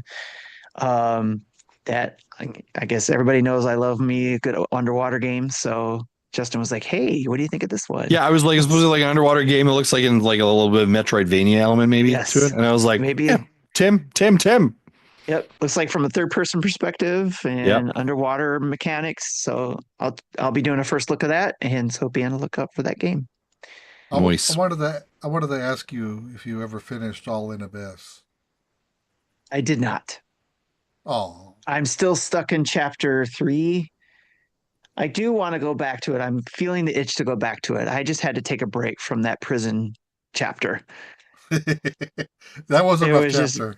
That was dry. It was like very repetitive, it felt like. So I was like, okay, I need to take a break. And then I need to go back to that. I want to go back and finish Cursed Cafe. So those are some ones I think I want to get back to before Switch 2 comes out. But I still will do, obviously, a first look on games that we get that look interesting, which is Power Sync is one of them that came out today, in fact. So if you don't want to wait for my first look, go check out Power Sync. Tell me what you think. All right. That's what we've all been playing. Let's jump to the community spotlight. Let's do it.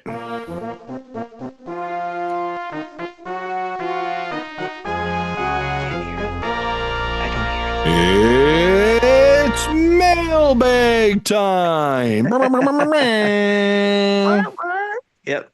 All right.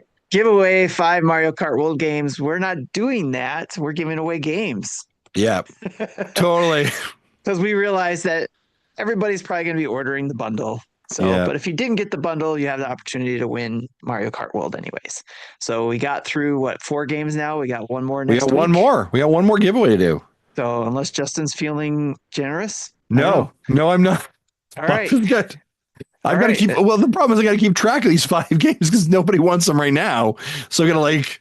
We've got a couple million, like I said, Metroids. We got a couple Donkey Kongs. I don't know what Matthew's going to want. So I don't know. We'll see. Fair enough. Listen, here's the deal. We're going to keep giving away more stuff, obviously, through the year because of our amazing patrons that support us. But let's go through these 5 first and then move on to our next set. Gotcha. All right. All right. First question on the docket is from Mecha Dragon. Describe how you would create the best hamburger. If you don't eat hamburgers, describe your best fried chicken sandwich. Marty was going to answer this question, but he couldn't be here, so he typed it out and let us know what that is. Marty said the best burgers are cooked medium with cheese, bacon, and a fried egg on top, all on a brioche bun. And the best chicken sandwich is at Popeyes. Full stop. Yeah, I'm going to disagree with him on that one. I would say I would disagree with the Popeyes for a chicken sandwich. I think if you are in the Great White North, there is a place called Mary Brown's. They make a fantastic. They're an East Coast branded. They're like competitor against KFC, and they're really quite good. Less greasy, by the way, but delicious. I like their chicken sandwiches. I find Popeyes. We have one in Lethbridge. I actually find like way too greasy. And so that doesn't feel good. I would also say honorable mention Chick-fil-A. My kids would kill me if I didn't say some of that. A burger. I like making our own burgers at home, and what we do right now is we do like a also cooking medium patty. No, in the Great White North, it's fully cooked through. All right, it's well done. There's none of this like choose your medium temperature here like you do in the States. Not like that. All right, we're doing a burger. We're doing cheese. Then what we're doing is we're adding a onion ring that is already like fried, in the oven. On top of that, with pineapple slices, like pineapple rings that has been on the barbecue that have been caramelized. You put that on top, and then you put some mayo on the bun. Slap it done. We're good to go. You know, that's what I'm saying. Full stop. Period. Marty. Jesse, how about you? Yeah, we haven't done it in a while, but what we've done before is when we, have the ground beef, we mix in like pieces of cheese, onion, bacon, so it's all in the patty. Yes. And then we'll probably put another slice of cheese on top of that, and then top it with onion, lettuce, tomato, and I love the fried egg. With there, you have the egg cannot be cooked through. It's got to be runny. That's the whole point of it. Yes. Just to make the mess, because that Yes. gives the whole thing a little extra flavor. Yeah, there's some places that call that the hangover burger, which I Mhm. thought was a good name for it. Yeah, a And lot of places around here will just call it a breakfast burger, and yes, because it's egg in it, which I never heard of it. The first time I actually heard of putting egg on a burger was Burger Time. okay, They like the 1882, 1983, and apparently okay, was very, very common in Japan, and it just wasn't really common here until like the last 10 years. nice. Yeah, I got to be in the mood for that for myself to get it, but put the egg on there. But it is delicious when I get it. It's really good. My favorite burger, the best burger that I have to have whenever I can go over that side of town here in Metro Detroit is called a Big Chief Burger. I call this burger what the Big Mac should be because the Big Mac is actually based off of this burger, from what I understand. And it is basically, think of if you go to McDonald's and you get the double quarter pounder with cheese, Mm-hmm. it is Yep. basically that, but built with kind of Big Mac ingredients with the special sauce, which has a little bit of a tang to it, and some, a special type of pickles on it, and just a big burger, kind of the size of a Whopper, probably. Again, it's not, it's supposed to be what a Big Mac should be. So I'm trying to think of common things that people can think of, like Whopper size, Big Mac build is what the Big Chief Burger is. It's in the Metro Detroit area at Dugan's Pub on Woodward, and absolutely amazing burger. and I don't even care. They don't even ask you how to cook it. They just give it to you the way they cook it, and that's what you eat. So, kind of like what Justin was saying. There's no saying medium or anything like that. It's just give me a big chief burger, and that's how they give it to you the way they cook it, and it's delicious. So, and then the best chicken sandwich is probably Sophie. You're here. What was the name of that restaurant we went to? You said that was a really good chicken sandwich. Romy. Bromy? Brome. Brome? Yeah. Okay. So it was like a new restaurant called Brome, I think. So is it M-E. BROME? New restaurant here that she tried the chicken sandwich on, and she just kept oohing and on about it. Like it was a really good chicken sandwich. So I'll say that is a really good chicken sandwich because whenever I see the lines at Chick-fil-A, Mm. I went there and had their Chick-fil-A sandwich, and I was just like, why is everybody making a big deal about Chick-fil-A? I know their sauce is good. Their sauce is good. I'm not. I have also never been impressed with Chick-fil-A. Yeah, when I do go there, I normally I'll get like some nuggets and like Yeah. their granola yogurt parfait. Okay. Their nuggets are good. Whatever seasoning they use is really good for sure. But yeah, I haven't got quite that reason why the lines are so long at Chick-fil-A. Maybe they're just making up for it being closed on Sundays. I don't know, but all right. But that was a great question, Mecha Dragon. We always like talking about food here. So, all right. Mikey Burgett asks, with this news about how Mario Kart World was initially developed for the original Nintendo Switch, but got delayed until the Nintendo Switch 2 and getting the booster course pack for the Mario Kart 8 Deluxe in the meantime, one, are you happy with the trade-off? So I'll start out with that. You happy with the trade-off at this point? What you know? I'll refrain from answering because I'm not a fan of the game in general. Fair. I am. I would rather that they are not the artist is not constrained by what they would have to compromise, and to be able to do what they want to evolve. And I think the booster passes were fantastic, and it continued us going to it. So I'm happily fine with what it is.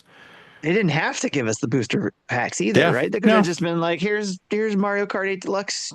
Deal with it until we're ready to release the next game. Yeah, but they did. So I'm fine with it. Yeah, I'm pretty cool with the trade-off. Number two of his two questions here is, do you think there are any other games that we find out later have the same kind of development, which was supposed to be released for the original Switch but got moved to Switch 2? I would not be shocked if something like a Super Mario Odyssey 2 or a Super Mario Galaxy 3 got delayed to the Switch 2. Or whatever the new 3D Mario is. Yeah. And for all those of you that are like, they're not coming out with a 3D Mario this year. They are. They're going to talk about it in the June Nintendo Direct, and it's going to be in October, and it's going to be the new 3D Mario, but they're releasing the 3D Donkey Kong game. Yep. They are. Doesn't matter. But it's the same team that's been working on it. Yeah, probably. And Nintendo's been they've been cooking for 8 years. Yeah, this game could have been on the shelf 3 years ago. Yeah, this is a company that's happy to literally sit on games until they're ready. You don't think that they have built a stacked year one for the Nintendo Switch 2 like they did the original Nintendo Switch to bring people over? Oh, welcome to the show. We're glad that you're here for the first time because you crazy. That's funny. So why'd you miss the last 528 episodes? Right? Go back to episode number 1. Start watching. You're going to like it. Miz says it's going to be the new Luigi's Mansion game. Oh.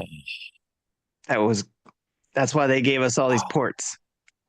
Man, I'm excited for new Luigi's Mansion. Yeah. I'm excited for like what Pikmin could look like potentially with the mouse controllers. The mouse.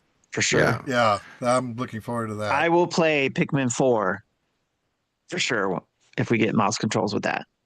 Yeah. Right on. All right. Very cool. Good questions.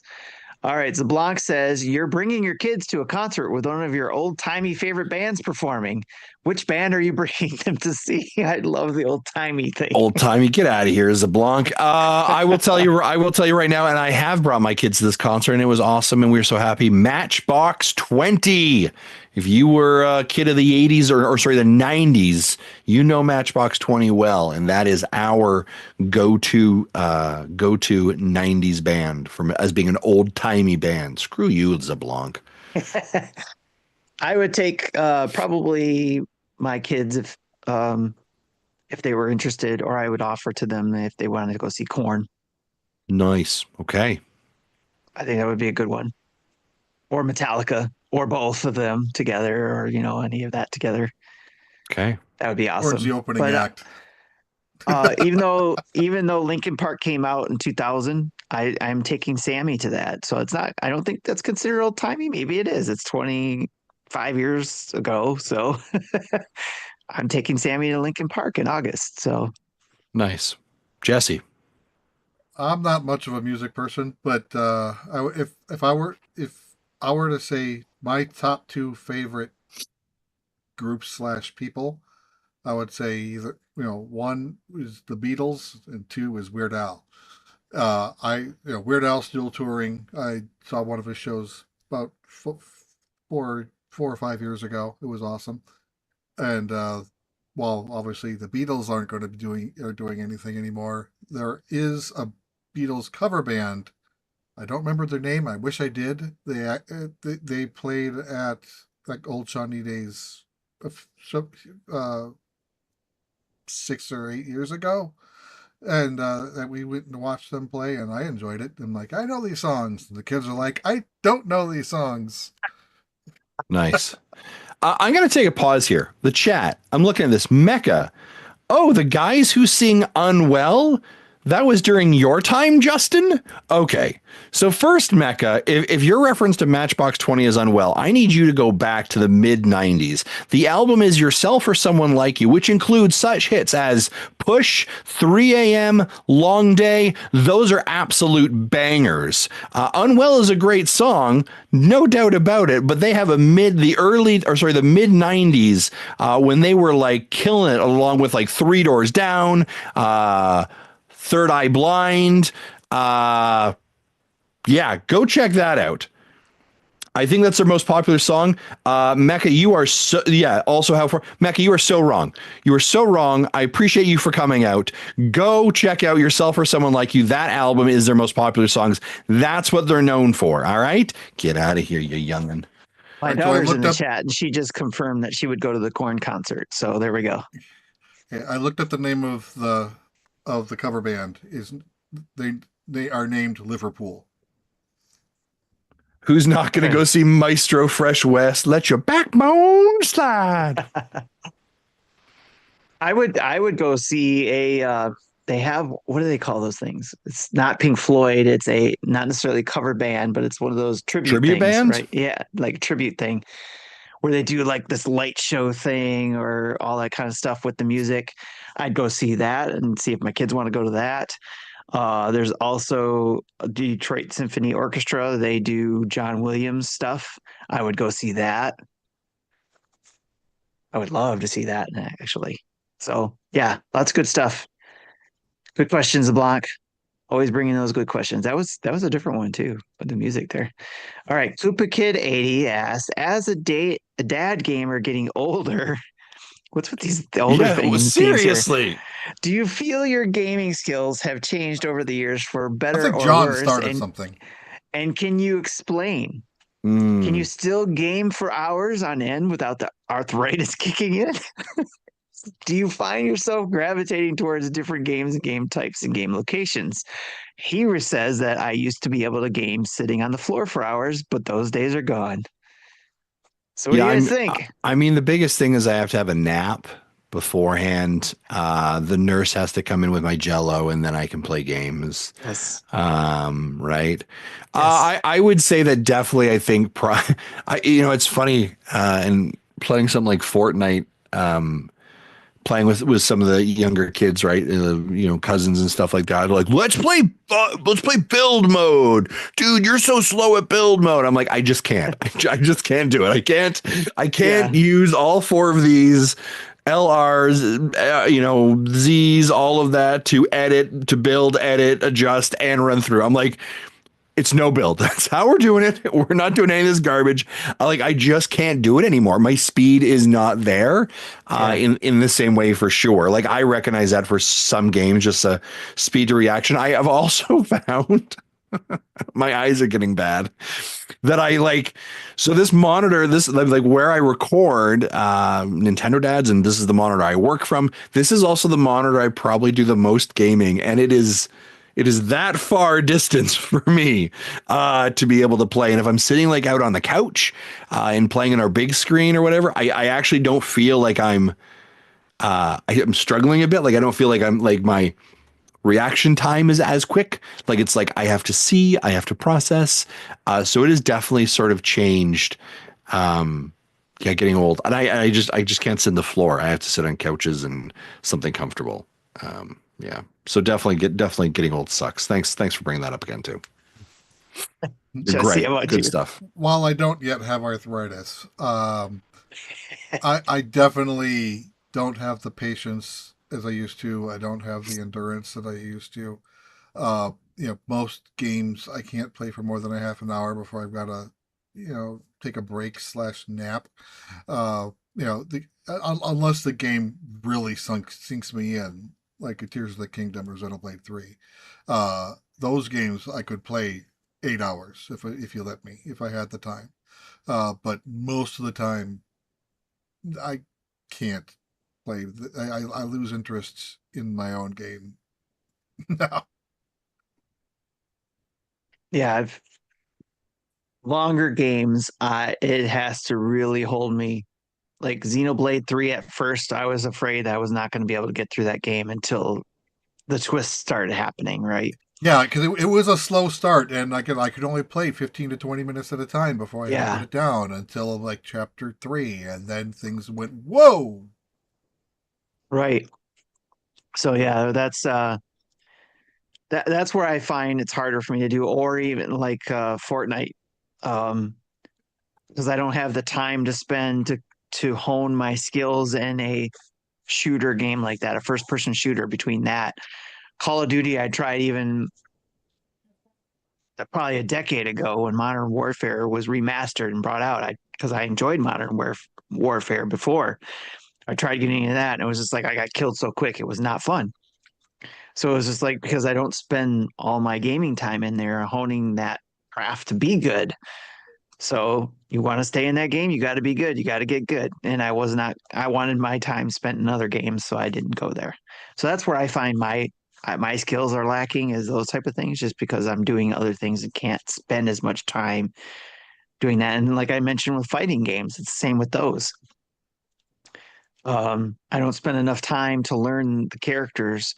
If I do, I can only be one character, and then people know how to fight those one characters. So you got to have like a bench of characters to be able to use, to be able to say, okay, you beat me on that character, and let me try this other character. Well, I don't have time to do that.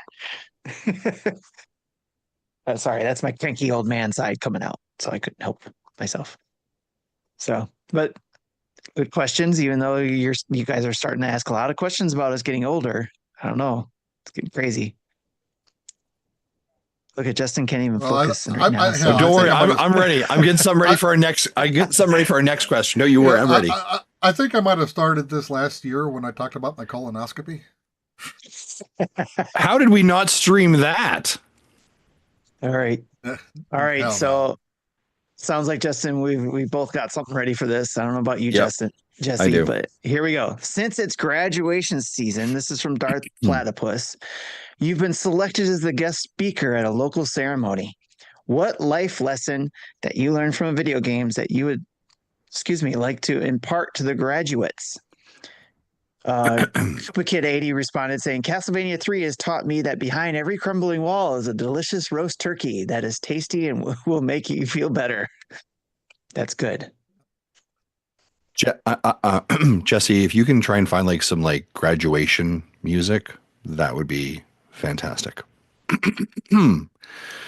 Thank you, graduates of the class of 2025, for having us, the Nintendo Dads, here on your graduation. Here is my speech.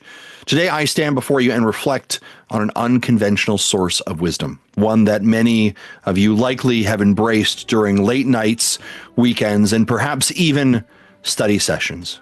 Video games. Yes, video games, these colorful, immersive, and often underestimated digital worlds are more than just entertainment. They are, in many ways, microcosms of life itself, filled with lessons that resonate beyond the screen. First, consider the lesson of perseverance. In games, failure is not the end, but a stepping stone. Whether battling formidable bosses in Dark Souls or solving puzzles in The Legend of Zelda, you learn that setbacks are opportunities to adapt, strategize, and try again. Life, much like these games, rewards those who persevere despite challenges. Second, the value of collaboration shines brightly. Multiplayer games like Fortnite or Overwatch teach us that success often hinges on teamwork. Understanding roles, communicating effectively, and supporting one another are critical skills both in virtual quests and real-world endeavors. Third, adaptability. Games consistently throw unexpected events your ways. Plot twists, new levels, changing strategies. They teach you to think on your feet, embrace change, and remain curious about the unknown. As you step into a world that evolves rapidly, this flexibility will serve you well. Moreover, video games foster crucial, critical thinking and problem solving. They require you to analyze situations, make decisions under pressure, and manage resources wisely. Skills that align seamlessly with professional and personal growth. And finally, perhaps the most profound lesson that I can leave to you is the lesson of resilience. Gamers know that the sting of defeat, but also the thrill of victory. This cycle builds a mindset where failure is not to be feared, but seen as part of the journey towards mastery. Graduates, as you embark on the next level of your life, remember these lessons from the digital realms that you've navigated. Treat your challenges like a new quest, every failure as a checkpoint, and every success as a hard-learned achievement. Level up, class of 2025. The world is your game. Play with passion, purpose, and perseverance. Graduates, congratulations from the Nintendo Dads.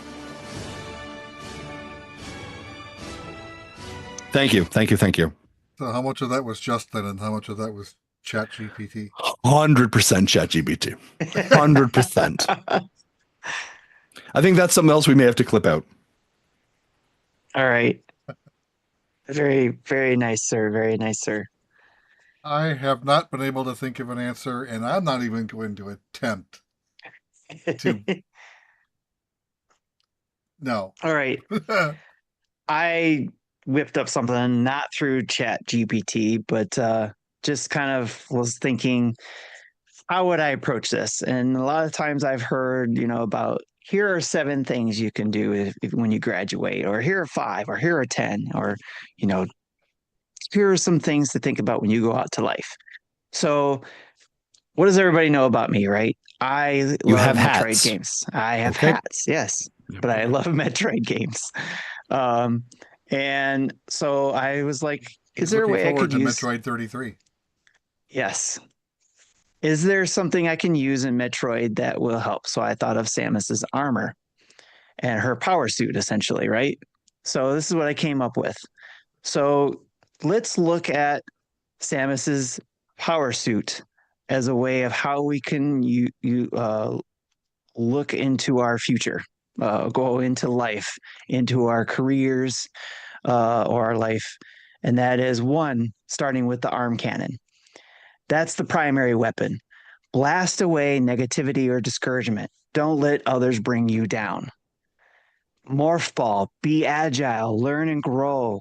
Roll with it or away from it. Learn when it's the right time to morph or when to stand tall. Oh, your roll? Boots, walk in peace, double jump above fear. Body armor, protect your beliefs, but be open minded to learning about others' beliefs. Make yours stronger, share when appropriate.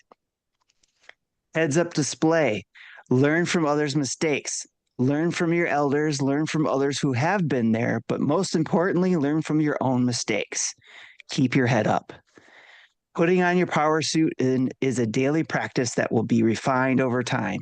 Incorporate prayer and or meditation, the study of your faith, and live in accordance to that faith to be ready for whatever battle may come your way. That's what I came up with. Very nice. So there we go. That is our graduation season speeches. I hope you enjoyed that. Again, I've always said I don't have imagination, so I'm impressed that both of those answers. Maybe that I just was trying to think of something that I did know. So maybe there's something you could come up with that that goes along with one of your favorite games or whatever along those lines, and associate it to things you learned over your lifetime. So I like it. All right. Next question is from Blazed. How do you think the backwards compatibility is going to be received on Switch 2? Do you think it's going to be smooth and make people happy, or will there be lots of complaining of games not working on day one, or tons of games getting left behind? My household is concerned about Disney Dreamlight Valley not working or having a Switch 2 version, for instance. And I think plenty of digital-only titles potentially may have lots of issues just because the Switch 1 library is so vast and compatibility is being done with secret sauce magic, not data native. I don't think there's going to be a problem with any backwards compatibility for Switch 1 games. And maybe I'm being naive to this, but like I believe the hardware will run and process what you have. So if you have a Switch 1 game, it will work on Switch 2. There shouldn't be a problem, at least performing exactly as it is on currently the Switch 1. If a developer decides to push out an additional patch to support sort of Switch 2 enhancements like Hogwarts Legacy will be or WB will be, that's that. But I do think I don't think there'll be any problems. They have posted a compatibility matrix of, games that are known to work, games that are still in testing, some known problems with certain games. So, but I think they've updated it a few times, but I haven't looked at it lately. I think if there are I think pretty much anything that's been released on a cart will likely get more of the scrutiny, and if there is an issue, can be resolved in a patch. I think it will be the digital only games, especially the lesser known ones that just fewer people play, so fewer people care about it. So that that may be left behind. But I think in general it'll still be relatively smooth. I think it'll just be a few just nitpicky games here and there that'll be a problem. Fair enough. We'll have to keep an eye on it. Yeah. Okay. Yeah, I was going to say I tried to see if there was anything I could use with Gemini to find any details on it, and it just says, being that it was highly popular, it's likely that it'll be compatible, or there will be some compatibility there. But there's nothing that suggests that there was anything directly communicated that that game was going to be. Disney Dreamlight Valley was going to be compatible for sure. So we'll just have to keep an eye on it, and we'll be the ones that find out. Yeah, because the Switch 1 games are not running native code on Switch 2. There is a translation layer kind of mapping CPU instruction to CPU instruction, which is a common way to do it. It's like that middle step. It's not emulation, but it's not emulation. Right. I'm sure we'll probably get a lot of questions of for us to check that out, like if certain games will work while we Trying have to it. think of his name, MV. I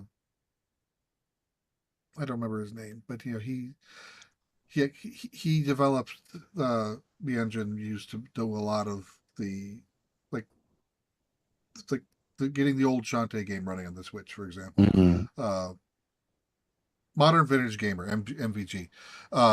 Yeah, he had a real good video talking about it. He even put out a video, like a year ago saying, with my understanding of the architecture, I don't think this will work natively. They're going to have to do something in the middle. We're not saying they can't, but something's going to happen. And then he put out another video shortly after the April thing saying, yeah, I was right. So everyone who said I was wrong, nah. Did you have something on your face there, Jesse? Did you get it Something off? Is that what you? like I think I did. Okay, good. That's good. Thanks for asking. All right, good question, Blaze. We'll definitely keep an eye on that. I think I have Disney Dream Valley, so if you're not picking up Switch 2 yet and you want me to check that out, let me know. But if you're picking it up, I'm sure you'll be on it before I am. So let us know what you find out.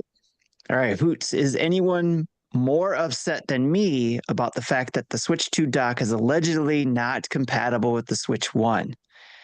And Darth Platypus answered in our Discord, I would have hoped you could have put the Switch 2 or Switch into the Switch 2 dock to play it on the TV. Guess they are waiting to sell us a combo dock. And I think there's actually an FAQ that says that Switch 1 will not work in a Switch 2. Yeah. A dock, excuse me, in a dock. I don't know if it's like physically won't work or if it just physically won't fit. That's one of the two. But I was hoping I could still use, like my Switch 1 in a Switch 2 dock, just so I don't have to play musical docks if I want to actually use my Switch 1 again. Yeah, But I was hoping the same too. especially like, say a household has 4 Switches, they're not going to afford 4 Switch 2s yet. So they're going to still need that flexibility. All right, let's see. Nintendo clarifies Switch 2 compatibility. The Switch 2 dock is not compatible with the original Switch models. The new dock has technical similarities to the older one, but with some major differences. Just a summary of that article. But yeah, it's been confirmed, I guess, from Nintendo that it will not work with the Switch. So it's not allegedly. Oh yeah, I knew that Nintendo would make that announcement. Yeah. But yeah. Okay. Yep, and I do find that funny. Darth Platypus called out they're going to sell us a combo dock. It wouldn't surprise me if someone doesn't come up with one. Right. All right. The next question might be the next Genki product or something like that. True. The informant asks, what are your thoughts on the wording for some of the free updates coming to some of the Switch games? It looks to me that they are adding in some online play to games that previously didn't have it. So what are your thoughts on that, gentlemen? Awesome. Yeah, I think it's more of a feature of GameShare with GameChat together as opposed to something specifically in the game. But kind of like the NES, the NSO apps, the games don't have to support multiplayer because it's in part of the emulator in working with the system. So it's I think a lot of stuff going on in the background, which is like spec sheet came out last week saying that of the 12 gigs of memory, 3 gigs are reserved for system use, and people are like, "Whoa, that sounds like a lot." But the Switch 2 is going to be doing a lot of stuff in the background. And I think I even made a comment back when we did the April show that just maintaining 4 screenshots at the same time is going to take a lot of system resources. But now we kind of know how much is being reserved from the processor and from the memory for system use versus game use. Yeah. Uh, the other question is also, I'm very excited to see what the battle mode is like in the new Mario Kart World game. Did any of you guys get into battle mode in any of the previous installments? My brother and I played Mario Kart 64 battle mode online regularly, and we never get tired of it.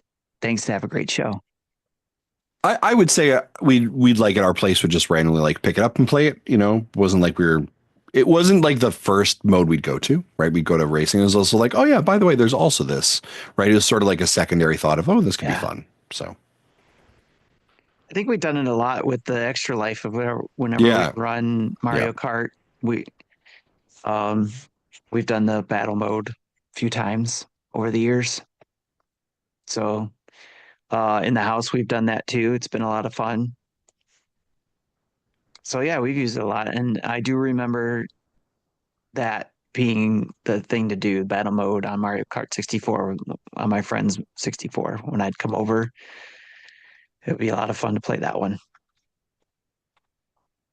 So again, I know Jesse's not going to answer that one. No. All right. So this is the question I thought was in here, but I remembered it, and I think it was just because it was right after one of our last shows. I went and grabbed it real quick.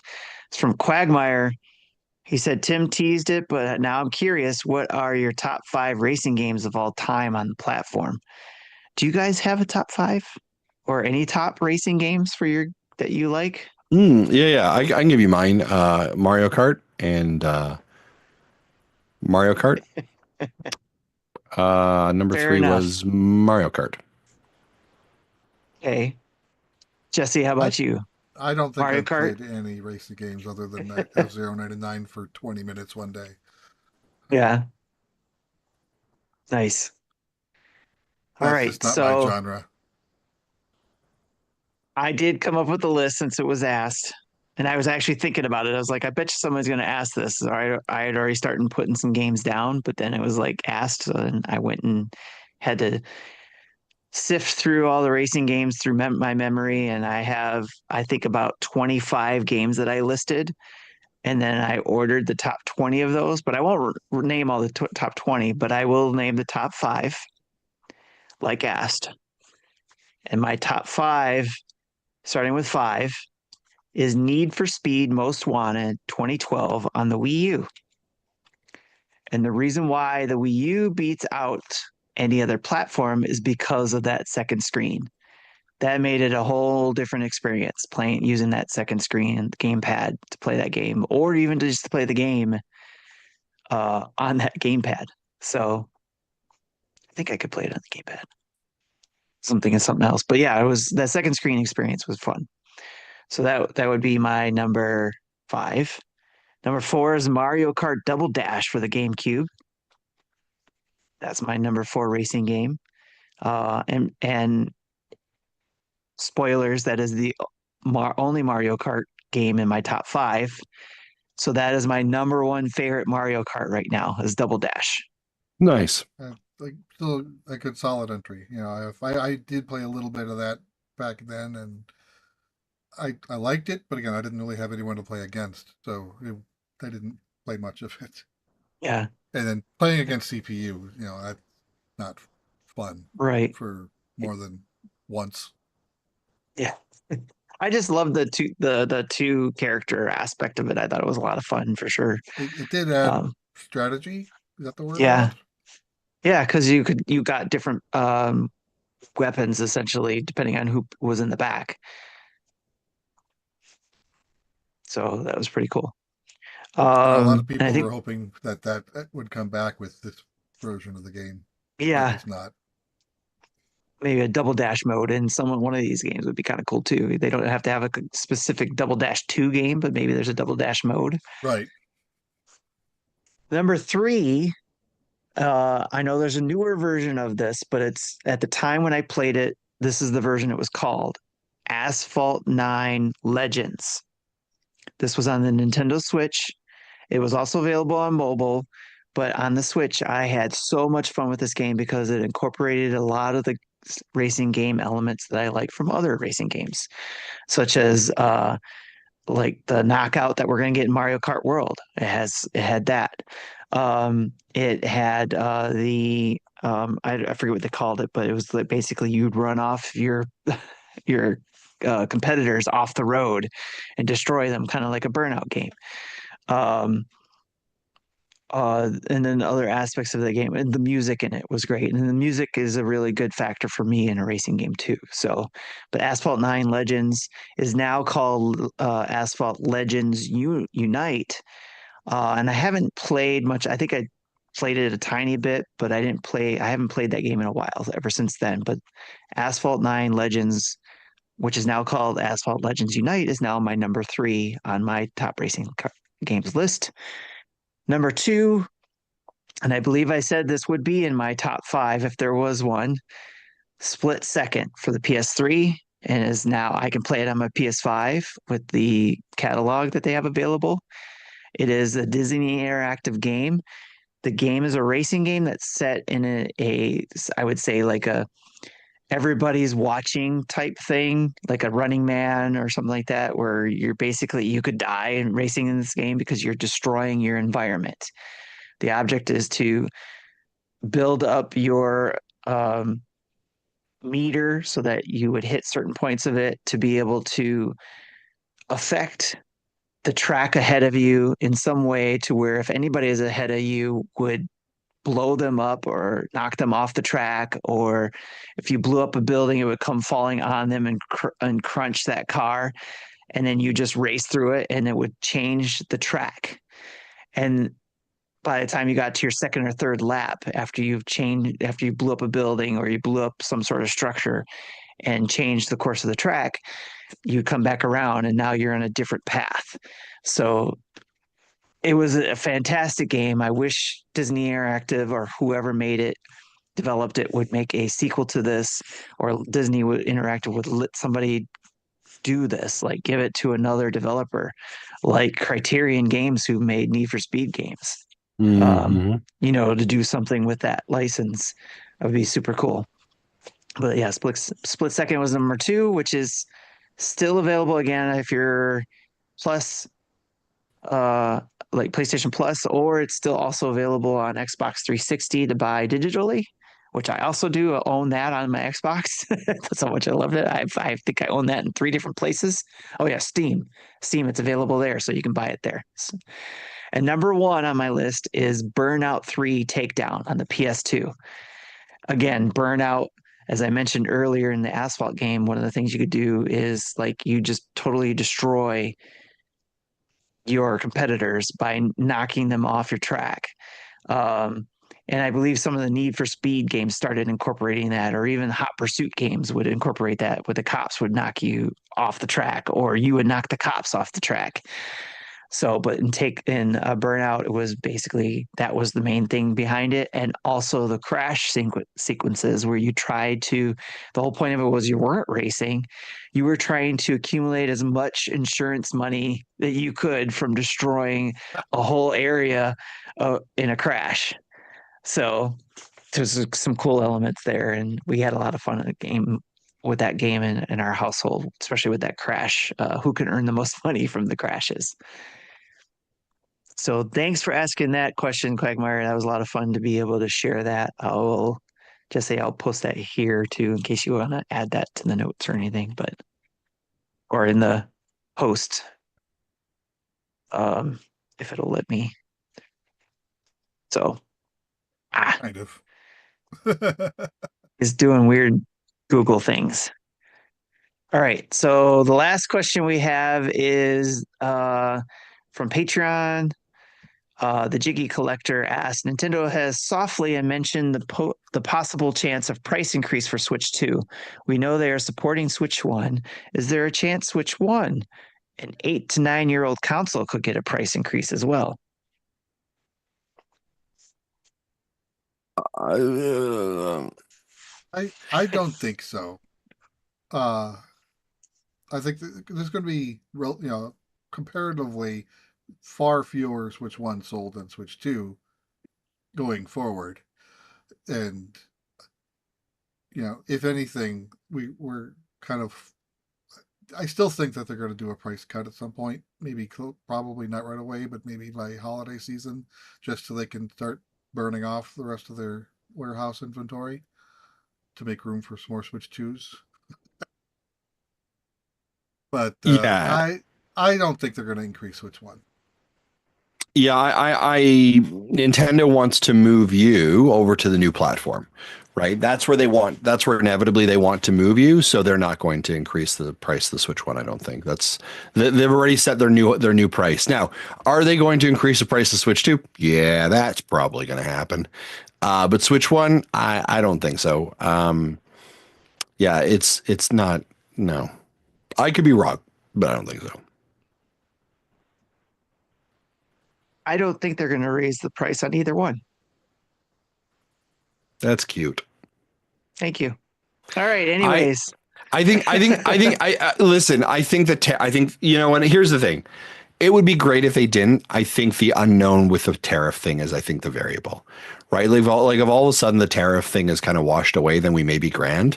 But I think that it was a shot across the bow, for them. And the fact that they're manufacturing from multiple countries, and each country will have its own tariff rules. So just because something may be happy in China one day doesn't mean Taiwan is. China. Doesn't mean Vietnam is. Who knows? Happy in China. It's great ideas. Huge. They have great plates, apparently. Yep. nope, they're not going to increase the price. Nope, not at all. All right. I'm saying it so it's said into the universe, as people say, speaking it to the ether. I don't know. You're giving it breath. You're giving it breath. Yes. Hey. Okay. Yes. All right. Well, cute. Anything else before we close out the show, gentlemen? No, but ladies and gentlemen, 2 weeks away. Super excited. Keep tuned in. Keep locked in. We are excited. This is like this is. Wasn't it? What did we miss a question about like how we're preparing for Switch 2 launch versus Switch 1? Did we have a question about like what's different? Am I wrong? I thought I saw that. Never mind. It's okay. I asked it, but we had a question about how we're preparing for Switch 2 launch, but nothing. I thought someone asked comparatively to like Switch 1, how do we feel is different? So I could be wrong. So it's okay. To quickly answer that, I think third-party support is definitely the big difference here.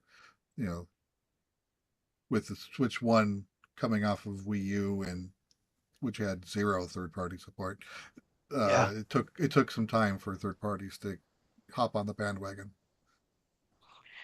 Do you still have the same feeling though, leading up to the Switch 2? In relation to like how I felt about the first one? Yeah, like I know there was some, like because of the Wii U, right? They were coming off the Wii U. They were trying to get off of that, going to the Switch 1. But the build up to it, once we got, through October, through the teaser and then the January thing, and then we were building up to the March release. In that window, especially getting close to that March 3rd date, did you guys feel like 2 weeks from that point, does it feel about the same? You may not remember exactly, but you know what I mean? Yeah, I think that's such a great question. I think like as I think about it, like coming off the Wii U to the Switch, and this is sort of where the difference is. It was, let's be honest, it was a gloom period for Nintendo, right? Like if you listen to any content back then, a lot of the conversation was, this is where Nintendo needs to exit the hardware space. They just now need to be a publisher. They need to put Mario on PlayStation and Xbox, and that's how we need to move forward. And so I think like we all saw the Switch, and we all went like, that looks really cool. But does it do that? Right? Yeah, like is it the way? Right? And I think it was funny. Actually, Victor Lucas reached out and I did a video for him. He's going to publish that as part of like a goodbye to the Switch. And the question was like, when did you know the Switch was a success? And so like I remember picking it up, getting it home, setting it up downstairs, like putting in Breath of the Wild, of course, right? And you're watching on the big screen, you're like, wow, this like the Joy-Cons feel good, like in the grip. This is a great experience. Wow, this game is amazing. Watching it is wow. And then I remember like standing up, walking over the dock, putting my hands on and being like, and what happens now? Right. And you're like, because like in the commercial, like they just pulled it out and it transitioned and like it can't be that easy. And it was. Right. And it was that moment. And then you like put it back in the dock and it just like it just transitioned over. Right. It was like the penny drop that you were like, oh, Yeah. oh, okay. This is a home console and a handheld. This is changing everything. Mm-hmm. And I think so that was a very different place than it is now, which is sort of like, what's the like wow factor for this Switch, which is the wow factor is it is the Switch. I know what it is, but it's better. It's more powerful. It's the grown up, matured version we wanted. Plus, yeah, it does some motion control mousy thing, right? That's the Nintendo like sprinkling the secret sauce of magic all over it. But like, so what I'm really anticipating about now, the excitement that I have for it is I know what has happened with the Switch. I know the popularity with it. I know what has shown up. I know how it incorporates into my life. Now for me, what I think about is like the catalog that is now potentially open and available to us that was not there before. And what does this experience now look like 7, 8 years beyond what the initial one was? And I think that grown up, more matured, more, we've used the term before, super Switch is really what I'm excited about. Yeah, I remember like 12 or 14 years ago, back in the roundtable days, I made when the news was Nintendo was merging their development teams, so there's no longer a console division and a handheld division. It's just one division making one set of games, and I theorized that the next system could be a hybrid type of system, and if it would be like my dream system. I would love this. I'm looking forward to it. And yeah, I looked for this episode multiple times and couldn't find it. I know I said it somewhere. I just can't prove it anymore. But when it was finally announced, I'm like, this is what I wanted back then, and it's exactly what I wanted. And I think this is what a lot of us Nintendo fans wanted back when we were playing Game Boy games on the Super Game Boy, right? To be able to do that same thing, but it was two different systems, right? But it was without the blocky pixels. Right. What if we could play this game instead of being on two separate cartridges or two different games, but take the actual Super Nintendo game and put it into the Game Boy, and play it on the go or whatever that was going to be. And the Nomad did it for Sega. I think it was called the Nomad, right? They came out with a Nomad that allowed you to play the Sega Genesis games on the go. That's right. The battery was horrible, but or it ate through batteries, I should say. But same thing. There was a lot of talk and attempts, and there's the Turbo Graphics, right? So there was that, because you had the Turbo Graphics that you could take that same game card, play the handheld version of it, and take that same card and put it in the console version. So lots of ideas out there. Lots of people had them. We all wanted the same thing. What if we could just play that game on the go? And this is Nintendo's version of that. So I think that's pretty cool. And now they're able to do it with one piece of hardware instead of multiple pieces of hardware. Right. And it can be switched in real time without having to shut it off, turn it on. Mm-hmm. People are still playing with that idea too. Like when we talked about having a pro version of the Nintendo Switch, right? Or the next level of the Switch, would it be more of a home console base that you would then just do what we do now? Like if you have two Switches, to be able to share the game between the two Switches, but you would have the game on your pro console. And then just push it to that handheld device or something like that. Which, if there was a non-switchable system but TV only, I would have put it on my big TV and then just stuck with the dock on here on the computer and that would have been exactly what I wanted as well. You know, as long as Yeah. it was an easy transition, and with the virtual game cards, when it works better. But sometimes it Right. doesn't work the way you all want it to. Did you ever figure that out, Justin? Your virtual cards I haven't figured situation? it out yet. I Okay. haven't figured it out yet. You know, you have some people in the Discord trying to figure that out for you. I know. I saw that. Yeah, I've got to turn on my Switch Mini and figure out what's going on for that one. Yeah, my Switch Lite, I should say. So, yeah. All right, good gentlemen, that's a show. Let's get out of here. All right. First, a huge thanks to our Patreon producers, Dave Ernsberger, Jacqueline Amira, and our other 100 plus Patreons. Next, a special thank you to our 26 Twitch subscribers and over 1,472 Twitch followers, and a shout out to our 7,994 YouTube subscribers. That's 6 away from 8,000. It's just 6. You gotta spread the news of the Nintendo Dads, people, so we can get to that 10,000 mark by the end of the year. It'd be nice, right? Thank you to everybody who does one way or another subscribe to us, share us, send money our way. Thank you for every bit of way you support us. It helps us do a lot of the stuff we do here. Without you, we wouldn't be able to do things like give away games or go to PAX or be able to share all this Nintendo love with you guys. So thank you for that. Check out our website, nintendodads.org, for a list of Nintendo Dads family of podcasts or our other recommended podcasts. So between those two, you've got Star Wars Dads, you got Mega Dads, you got Dad Crossing, you got Retro Logic, and their family of podcasts. All kinds of podcasts we're recommending and in our own family of podcasts to check out.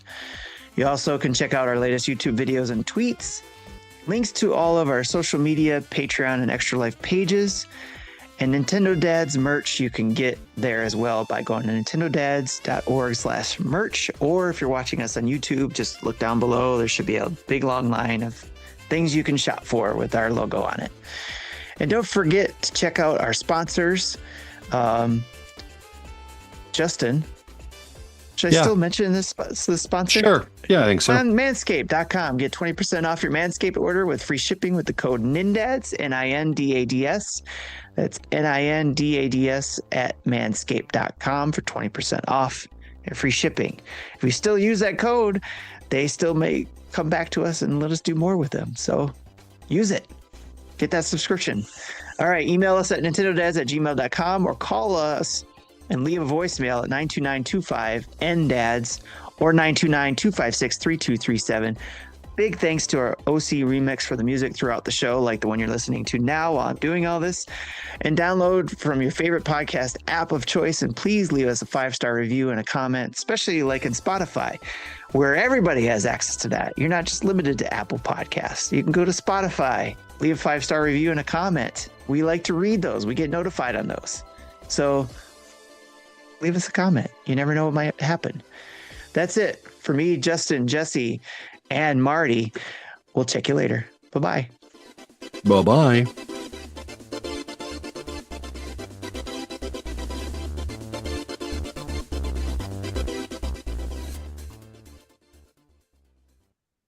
Thank you for listening to Nintendo Dads. What's wrong with you?